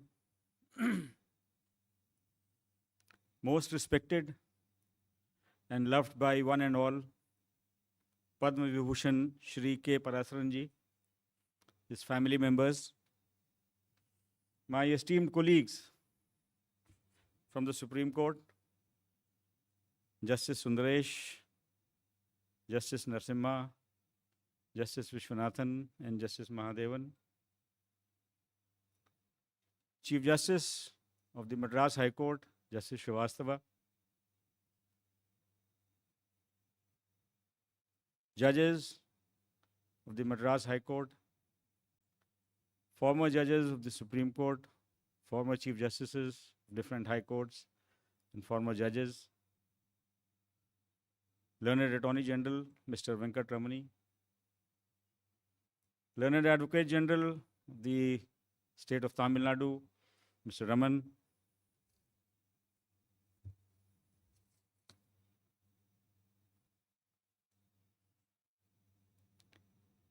Chairman of the Bar Council of Tamil Nadu, office bearers of the Bar Council of Tamil Nadu and Puducherry, President, I believe Madras High Court Bar Association President would be here, distinguished senior advocates, members of the bar, ladies and gentlemen, and gracious spouses of my colleagues, the Chief Justice and the Attorney General. Yesterday, when I traveled with Justice Sundaresh, our flight got delayed by 1 hour. Today, he has made sure that this program is delayed by 1 hour and 10 minutes. We have a flight to catch at 4 p.m. for Guwahati, and before that, we are all very hungry because we had breakfast at 8:39 and it's already 1:45. So he has made sure that when you go to eat, whatever be the quality of the food, you have to like it because you are hungry. Anyway, I will still take my time allotted to me, 15 minutes by the organizers. Maybe a few minutes more. Two caveats before I start. One, that some incidents which have already been quoted may be a part of my address. And other, that I have had no connect with the man of the day, Mr. Parasaran. Everyone else has had some connect or the other. I thought Justice Srivastava would not be having, but he also had a first-hand experience of hearing him in Jabalpur. My misfortune, my bad luck. But nevertheless, on the command of my colleague, Justice Sundaresh, and on coming to know of the occasion, as he rightly said, I said doubly sure that I am definitely coming. You hardly get an opportunity to address a gathering in a function as solemn as this.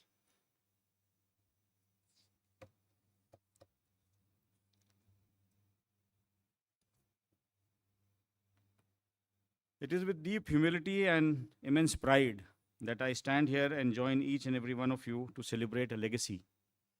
The Platinum Jubilee of 75 years as a lawyer and Golden Jubilee of 50 years as a senior advocate of Padma Vibhushan Shri K. Parasaran ji. A name so great that no praise can match. At the very outset, I must make a small confession, which I already did. I never had the good fortune of witnessing Shri Parasaran ji argue in court, nor have I been a witness to the Ramayana or the Mahabharata in their true grandeur. So, like any other student of law and of life, I had to rely on a little bit of doctrinal research, assisted ably by my colleagues and peers, to learn about the man we celebrate today. And today, I shall speak of all the three legends, Shri Parasaran ji, the Ramayana, and the Mahabharata. A little about the latter two, and a great deal about the man of the event, Shri Parasaran ji. Born in 1927, he is 3 years older to my father, who was born in 1930, still going great. I wish him all the best and wish that he makes a century. And we again come here to celebrate that. In the temple city of Sri Rangam, nurtured in the cultural and spiritual heritage of Tamilnadu, he entered the legal profession at a time when the nation itself was young, free, and still defining its constitutional identity. For 75 years, he has walked alongside the Republic, shaping its legal destiny. From the very beginning of his career at the Madras Bar, he was known for two qualities that would come to define his life's work. One, unparalleled preparation, and second, unimpeachable integrity. His journey to the highest echelons of the profession was marked by humility and merit. When he was appointed as the Attorney General for India, it was not just an honor conferred upon an individual, but recognition of a lifetime of service to the Constitution. I will not attempt to recount the many landmark matters where he has offered his invaluable assistance, for to list them would be to diminish the magnitude of a career that has shaped the very fabric of our constitutional theory. Many members of the bar still recall how Parasaran ji would enter court carrying his own handwritten notes, prepared with the diligence of a first-year law student. For him, no case was too small and no preparation too much.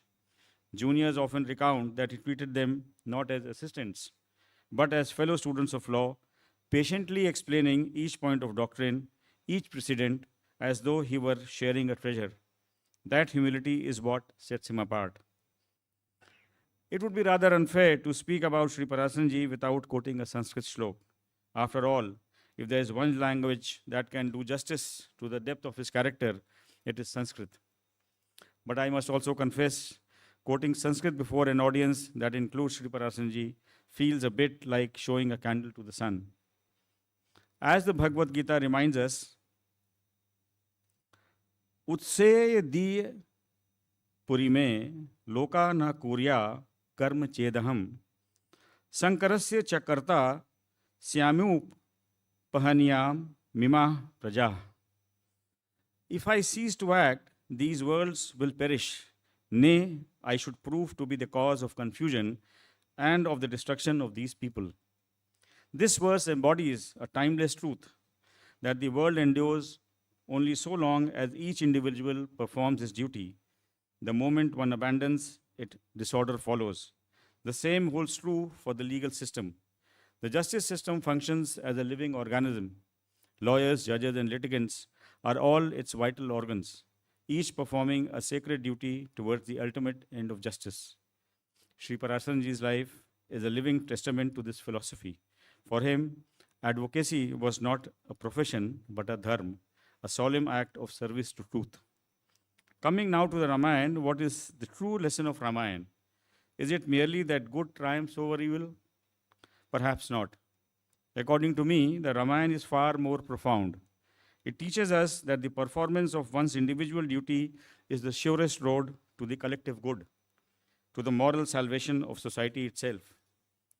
Every character in that epic is defined not by destiny, but by duty.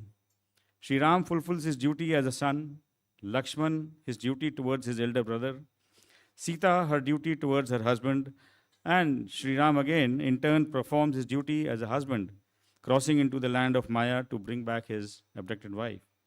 And perhaps even in the so-called villain Ravan, we see an unwavering sense of duty to his kingdom, to his sister, and to his bride.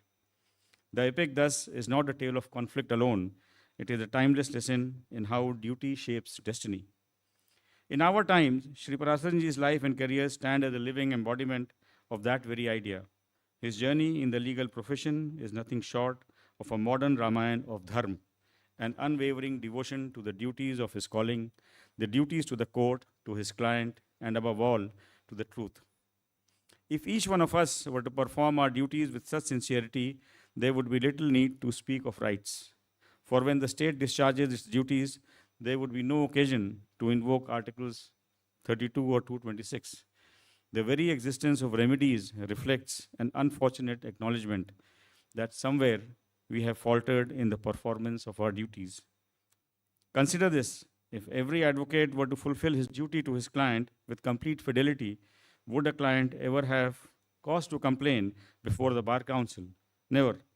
Remedies exist because duty is presumed to fail.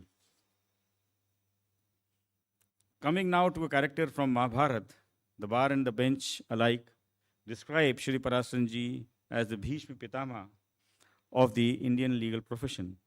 The title is not ornamental, it is richly deserved. Like Bhishma, he has lived a life guided by dharma, wisdom, and selfless service. In the great epic, Bhishma was not only a warrior, but also the guardian of tradition, the voice of conscience, and the teacher whose words were sought in moments of doubt. So too with Sri Parasaranji. For decades, the legal fraternity has turned to him, not only for his mastery of law, but also for his innate sense of what is right, what is fair, and what is just. The essence of Bhishma was restraint, and that restraint in thought, in word, and in conduct has been the hallmark of man of today. He never needed to raise his voice. The strength of his reason compelled the court to listen. He never sought personal glory. His humility illuminated every courtroom he entered. He never treated law as a mere profession. To him, it was a sacred calling, a pursuit of justice, and a service to society. Mr. K.K. Venugopal, another stalwart of our profession, once said of Shri Parasaranji, "It is better to live one day as a lion than 100 years as a sheep." This line was not hyperbole. It was a reflection of how he actually lived and practiced. There is a telling episode from his tenure as Solicitor General in 1980. The government had issued show-cause notice to the Indian Express for demolition of its building. Shri Parasaranji, after careful consideration, advised that the proposed action was legally untenable. When his advice was disregarded, he stood firm. He refused to appear for the government in that matter and made it clear that he would rather resign than compromise his conscience. The government, recognizing the force of his integrity, did not compel him. Instead, in a mark of rare respect, the very same administration would later elevate him to the highest legal office in the land, the Attorney General for India. This single episode speaks more eloquently than volumes about his unimpeachable integrity and moral courage. It reminds us that true greatness lies not in the office or title, but in the strength to say no when conscience demands it. Despite serving under Congress governments, his aid and advice was later sought by none other than Sri Atal Bihari Vajpayee, who appointed him to the Constitution Review Commission's drafting and editorial committee. In Shri Parasaranji, both sides of the political spectrum saw not a partisan mind, but a pillar of constitutional morality, a man who stood above politics, whose loyalty was only to Dharma and the Constitution. For the young members of the bar sitting here today, his life is the greatest textbook you will ever study. It tells you that success in law is not built in a day, but over decades of commitment. For you must always remember, Rome was not built in a day. To leave out his role in Ayodhya judgment would be like skipping the yeast in a cake. It would never rise to its full glory. Law is not a dead letter of words. It is a living expression of human values and the collective conscience. If one cannot feel the weight of a case in one's heart, it is unlikely that one will truly rejoice when the court delivers a favorable judgment. I do not intend to comment on the judgment itself, but to understand and appreciate the legacy of Shri Parasaranji, one must recall what he stood for in that defining moment. It is advised that a lawyer must not get attached to his brief. I respectfully disagree. If you are not passionate about the cause you espouse, how can you persuade an impartial jury that there is merit in it? The law is not black and white, it breathes in the grey, what we call the penumbra, where the true duty of the judiciary begins to interpret, to illuminate, and to do justice.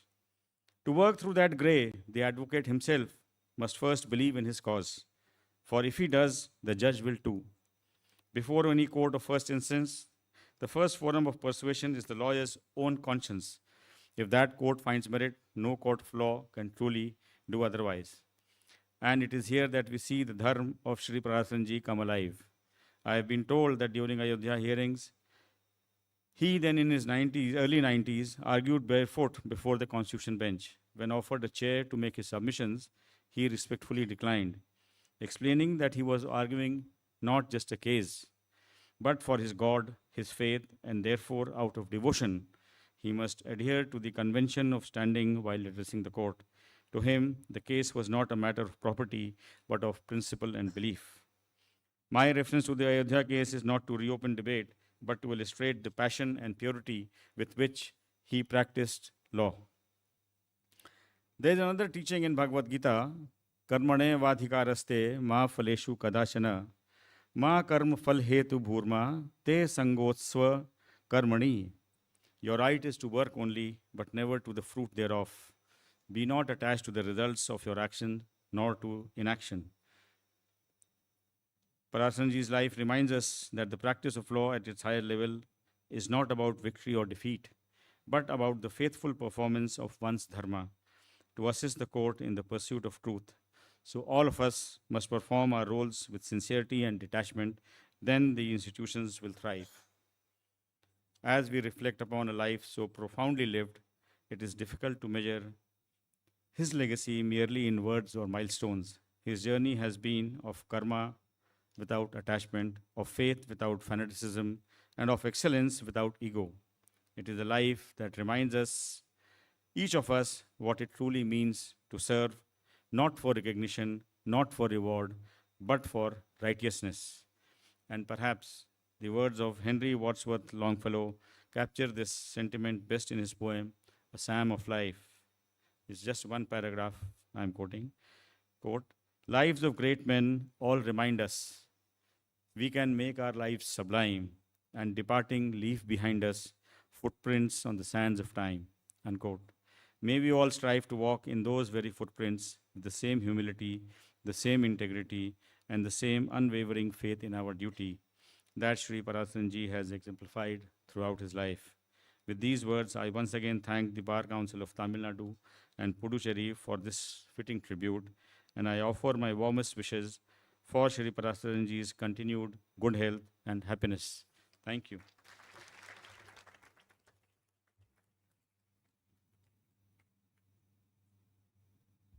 Thank you, my lord. And now, with hearts full of reverence, it gives me the greatest honor of all to invite the living legend himself, Shri K. Parasaran, to deliver the acceptance address. Sir, please.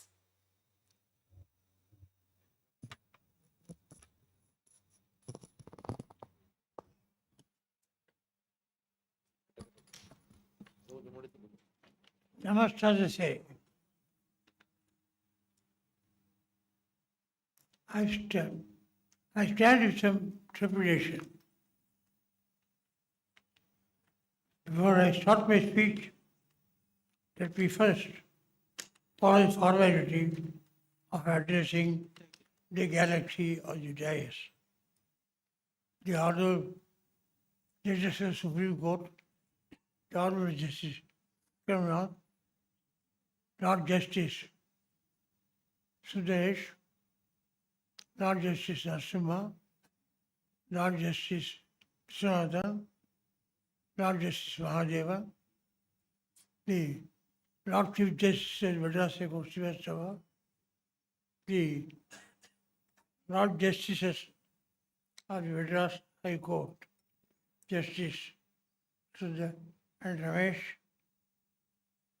the officers of the Bar Council of Tamil Nadu and Puducherry, Shri Prabhakara, my beloved friend, the Vice Chairman of the Bar Council of India, the Chairman of the Bar Council of Tamilnadu and Puducherry, Mr. Amal Raj, the Vice Chairman, Mr. V. Karthikeyan, the President and former judges of the Supreme Court and the High Court, my esteemed brothers and sisters of the legal fraternity. I told you that I started the trepidation. The reason is I have participated in so many functions where there will be one judge or two judges. Today, I am seeing and I am before a constitutional bench of Supreme Court of 5 judges. That is not alone, but I find a combination. A full bench of the Madras High Court. How will a lawyer address a constitutional bench of Supreme Court and a full bench of the Madras High Court? So, as I told you, I feel panicky. Already. I come to a second problem. My ignorance of language. I heard Sanskrit. I heard Telugu. Bharatiyar sang, saying, Sundara Telugu participate. Very melodious Telugu. I heard chaste Tamil by the Honorable Judge of Supreme Court, Suresh. I heard good English. I heard good Sanskrit. I heard so many languages. But I am free to confess to you, Tamil தெரியாது, Hindi नहीं मालूम, Telugu తెలియదు, Malayalam அறிஞரில்ல, Sanskritam ஞானாமி, English I don't know. In what language shall I speak? I'll attempt, but please forgive me for all my faults, because my life has been one of mistakes. And from every mistake, I learned. But for those mistakes, I would never have learned. But people talk to me about my professional career. I owe everything in my life to a most revered father. I was used to type whenever typing was absent in an emergency time. I used to sit in a corner of the office room when I had no work and listen to my father discussing law. He laid the foundation for me, not only in law, but on ethical values. He was a scholar in Sanskrit, Tamil, English, and Latin. He can speak Latin, he can write Latin, he knew the entire Moyle's Roman law. He can speak freely Telugu, unlike me. And he will quote from people like Potana Vemana. Once I wanted a text, I requested my friend, he wrote it and gave it to me. Therefore, what is important is, he taught me is ethical values and one's duty to society. He said, duty is the most important. Law only is imposed to enforce the performance of duty. The Shastras say, they never say, don't do this, don't do this. It says, do this duty, do this duty, do this duty.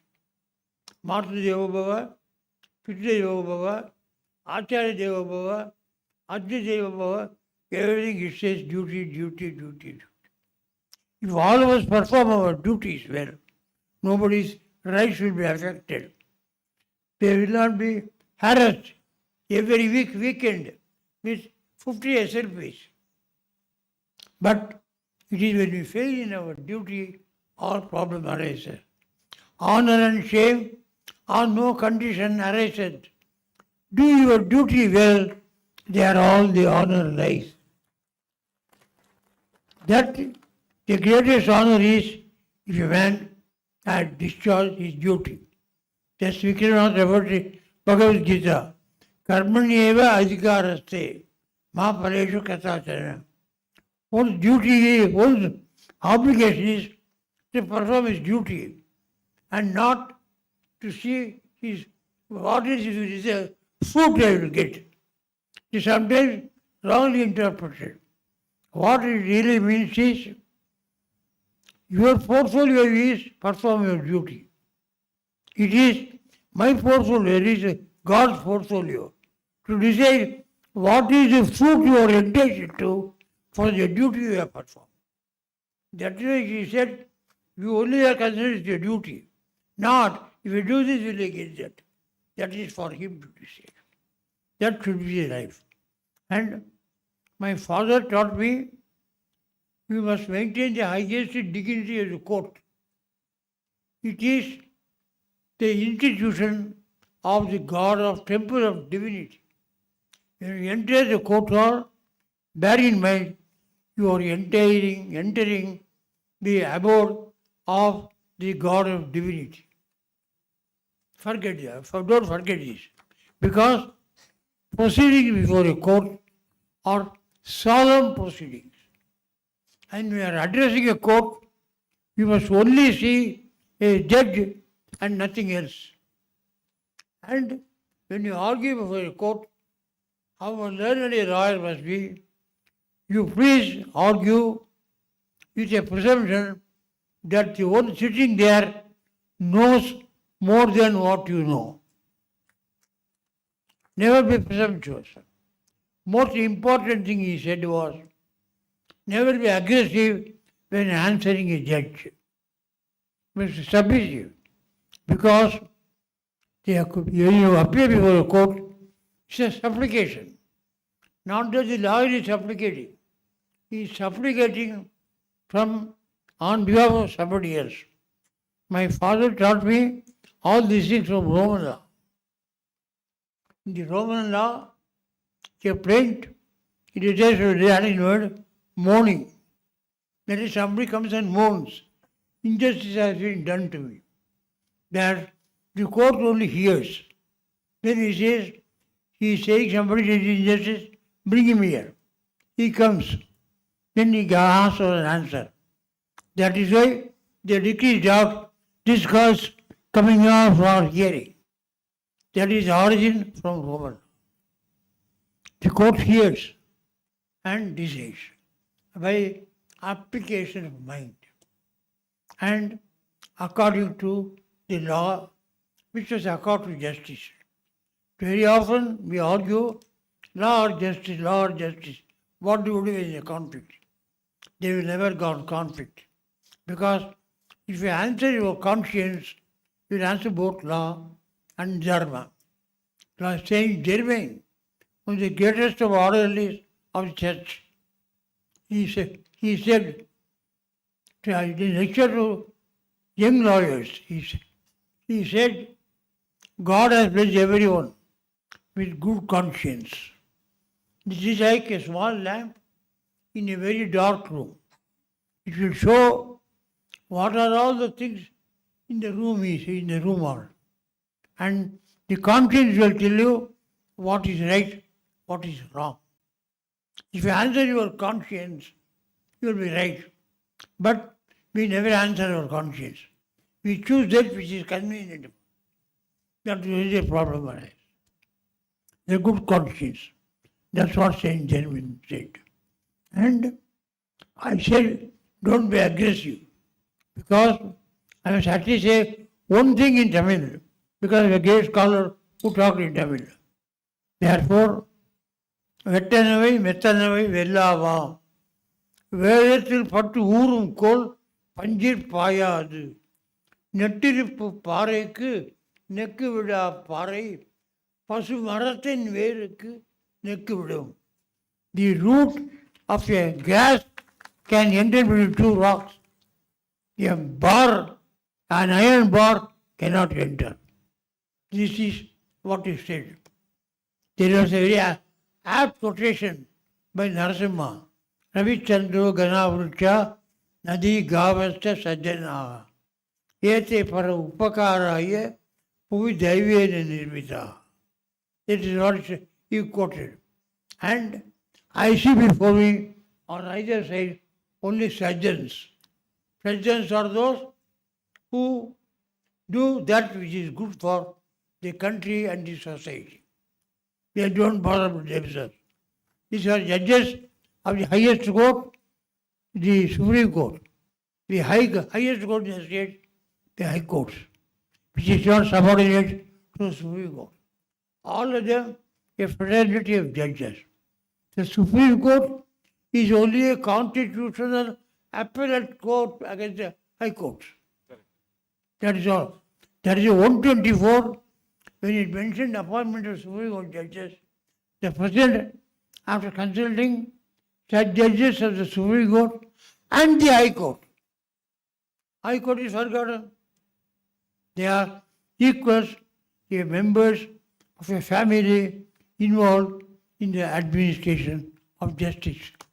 They alone are the two highest institutions because both are constitutional institutions. The others are all statutory institutions. Both are constitutional. I told about justice and law. In the High Court, the motto is Satyameva Jayate. In the Supreme Court, the motto is Yato Dharmas Tato Jaya. Therefore, koi Yato Dharmas Tato Jaya in Supreme Court, koi the law in the High Court. Yeah. That is because they can never conflict. Law according to justice is Dharma. Dharma is law according to justice. All the three qualities, they don't conflict. This is essence. This is the entire chapter of the war and the bondage. Both are equally important. They are on a pedestal, but we stand here. They are the two wings of the bird of justice. If anyone does not function properly, the bird will not fly high, it will fall down. Therefore, they are two wings of the bird of justice. They are the adjudicating partners, we are the advocating partners. Therefore, this is that is why it is a noble discharge duty by judges, nobility. It is that nobility of the judges who has made 4 judges come all the way to Madras to talk a few words about this small person. These small persons also count in a society.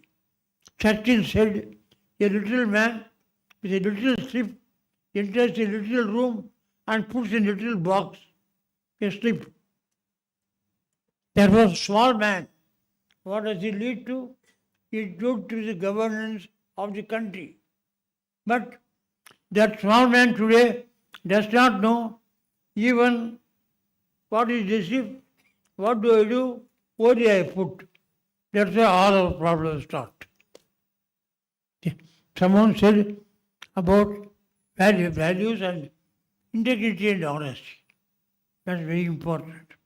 If there is no corruption, the country will be true. But there is a problem.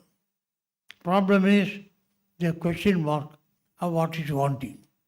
That's why to put them on proper lines, the highest courts, the Supreme Court and the High Courts. And that is why people to assist these institutions, the lawyers. That is our role. And it has been my humble effort. I learned not only law, but morality from my father. First, mother. Janani Janmabhumishta Surgatapi Gari Jesi. First comes mother, then comes the country where you are born, Janmabhumi. Then comes paradise or the heavens or God. This is the order. I lost my mother when I was only hardly 5, not even 5. But I still remember her noble face. I owe it to my stepmother who took care of me after my 5 years, and till I was able to know myself, eat myself, attend to myself. And I am lucky and blessed in my wife. Not that your husband is boasting about your wife. We had an understanding. We said both of us can't do all work. This is what I was told by my colleague, Justice Jagadish, in a meeting. So they entered into an agreement. What is the agreement? My wife said, you will do the work, labor, division of duty of earning. The duty of spending is mine. This is the division of labor between us. Because one can't do both the work. I said, all right. Why did I say, all right? Because he took care of all the responsibility. By putting my children in school, getting them dressed, getting them what food they like, putting them in college, everything she took care of. I don't know anything. Somebody asked me, when my son was standing by my side, in what class he is reading? I said, he is reading the 3rd form. She said, what is talk? He is reading the 4th form. This was my knowledge of my domestic affairs. And she said another understanding. What? All money. I started as a small lawyer, trying to send 15 rupees, 20 rupees as fees. Today, if you say it, they will always surprise. Because Chief Justice Bhattacharya in open court said, today, they have seen an advocate's fee in the Supreme Court. The attorney will forgive me, Mr. Raman will forgive me. The fees of a senior advocate today is a king's ransom. That's what Chief Justice Bhattacharya said. Profession is not money. We are not worshippers of mammon. We are worshippers of justice. I don't say they will not charge a high fee. They require a staff, they require juniors, they will purchase books, they will maintain a library.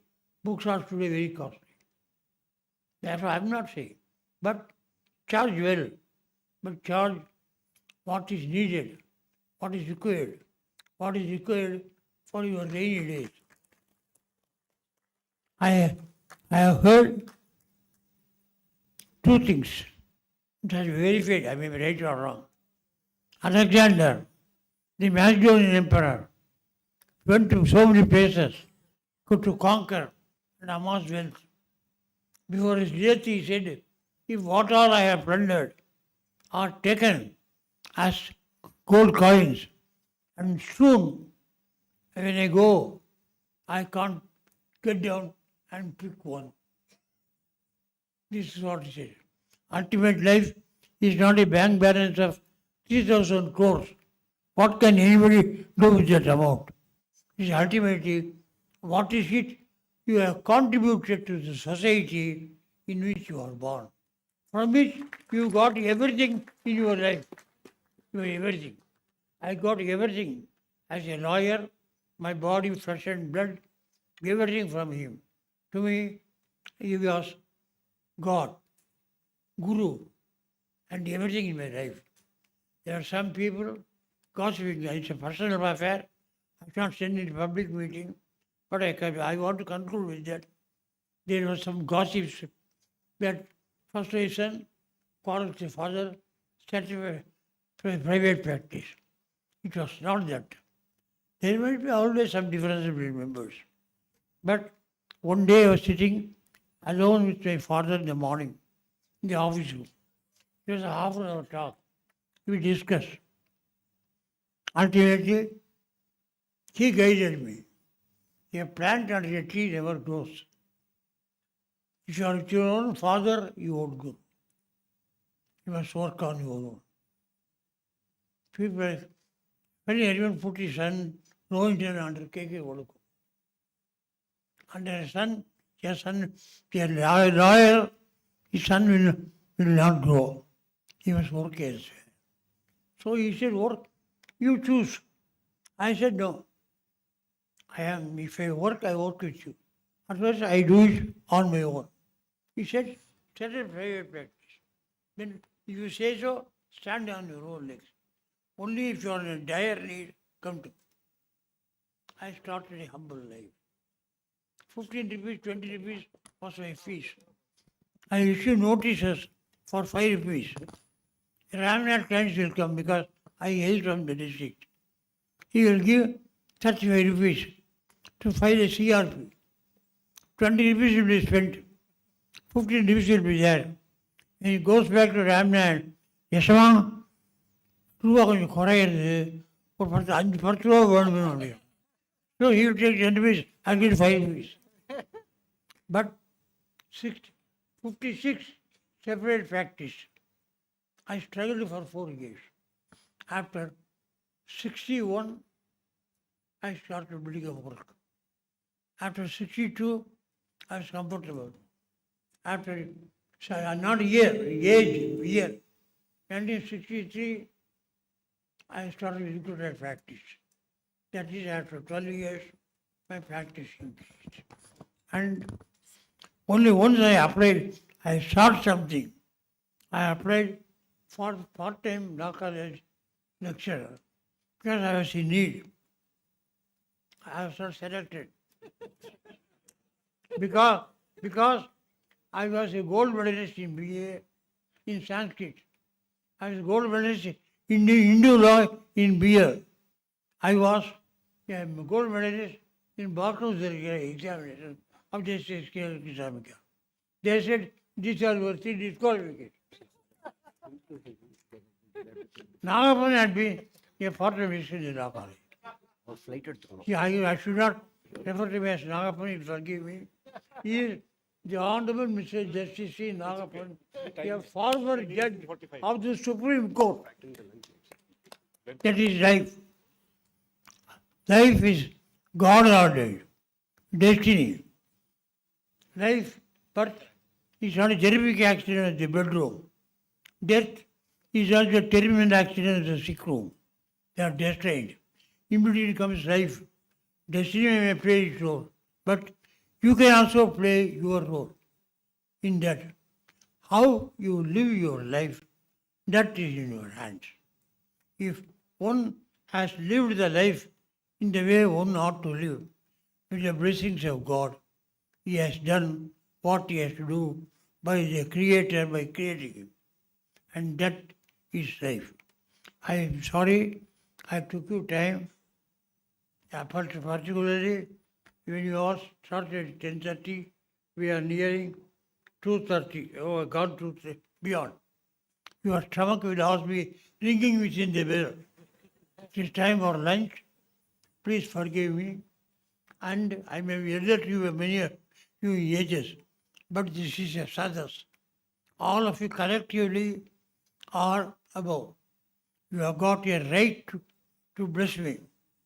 Please do bless me with all of you as a sadhus. Bless me. I have reached 98. You know, after 98, nobody is going to live very long.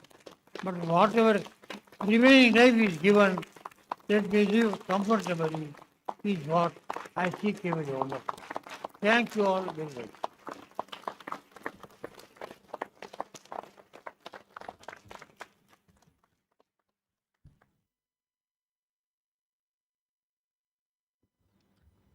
Thank you, sir.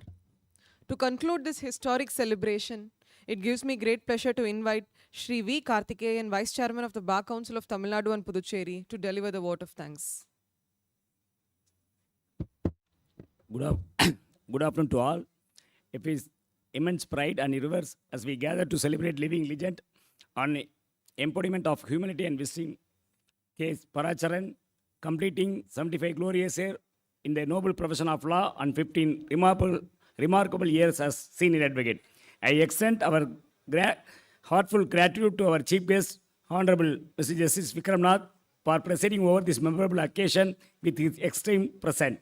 We are honor our distinguished guest of Honorable Justice M.M. Sundaresh and Justice P.S. Narasimha and Justice K.V. Vishwanathan and Justice R. Mahadevan, Judges Supreme Court of India, and Justice M.M. Srivastava, Chief Justice of Madras High Court. I thank Mr. R. Suresh Kumar and Justice M.S. Ramesh, Judges Madras High Court. அனைவருக்கும் Tamil Nadu bar council சார்பாக அனைத்து முன்னாள் நீதியரசர்கள் இந்நாள் நீதியரசர்கள் அனைவருக்கும் Tamil Nadu bar council சார்பாக நன்றியை தெரிவித்து, இறுதியாக இந்த நூற்றாண்டின் தமிழ்நாட்டில் இருந்து சட்டமேதையாக இருக்கின்ற ஐயா அவர்களுக்கு பத்ம விபூஷனை தாண்டி பாரத் ரத்னா விருதினை அட்வொகேட் அட்டார்னி ஜெனரல் மூலமாக மத்திய அரசினுடைய கவனத்திற்கு கொண்டு சென்று அவருக்கு பாரத் ரத்னா விருது வழங்க வேண்டும் என்று தமிழ்நாடு பார் கவுன்சில் சார்பாக கோரிக்கையினை நிறைவேற்றி தருமாறு அன்போடு வைக்கின்றோம். நன்றி, வணக்கம். அனைவருக்கும் மதிய உணவு ஏற்பாடு செய்யப்பட்டுள்ளது. நீதியரசர்கள் முதல் தளத்தில், மற்றவர்கள் வழக்கறிஞர் அனைவருக்கும் தரைத்தளத்தில் ஏற்பாடு செய்யப்பட்டுள்ளது. Request all of you to rise for the national anthem. जनगण मन अधिनायक जय हे भारत भाग्य विधाता पंजाब सिंध गुजरात मराठा द्राविड उत्कल गंगा विंध्य हिमाचल यमुना गंगा उज्जल जलधि तरंगा तव शुभ नामे जागे तव शुभ आशीष मांगे गाहे तव जय गाथा जन गण मंगलदायक जय हे भारत भाग्य विधाता जय हे जय हे जय हे जय जय जय जय हे. The members of the bar are requested to kindly wait. The judges will first leave because they have a flight to catch. After they leave, the members of the bar can leave. Thank you.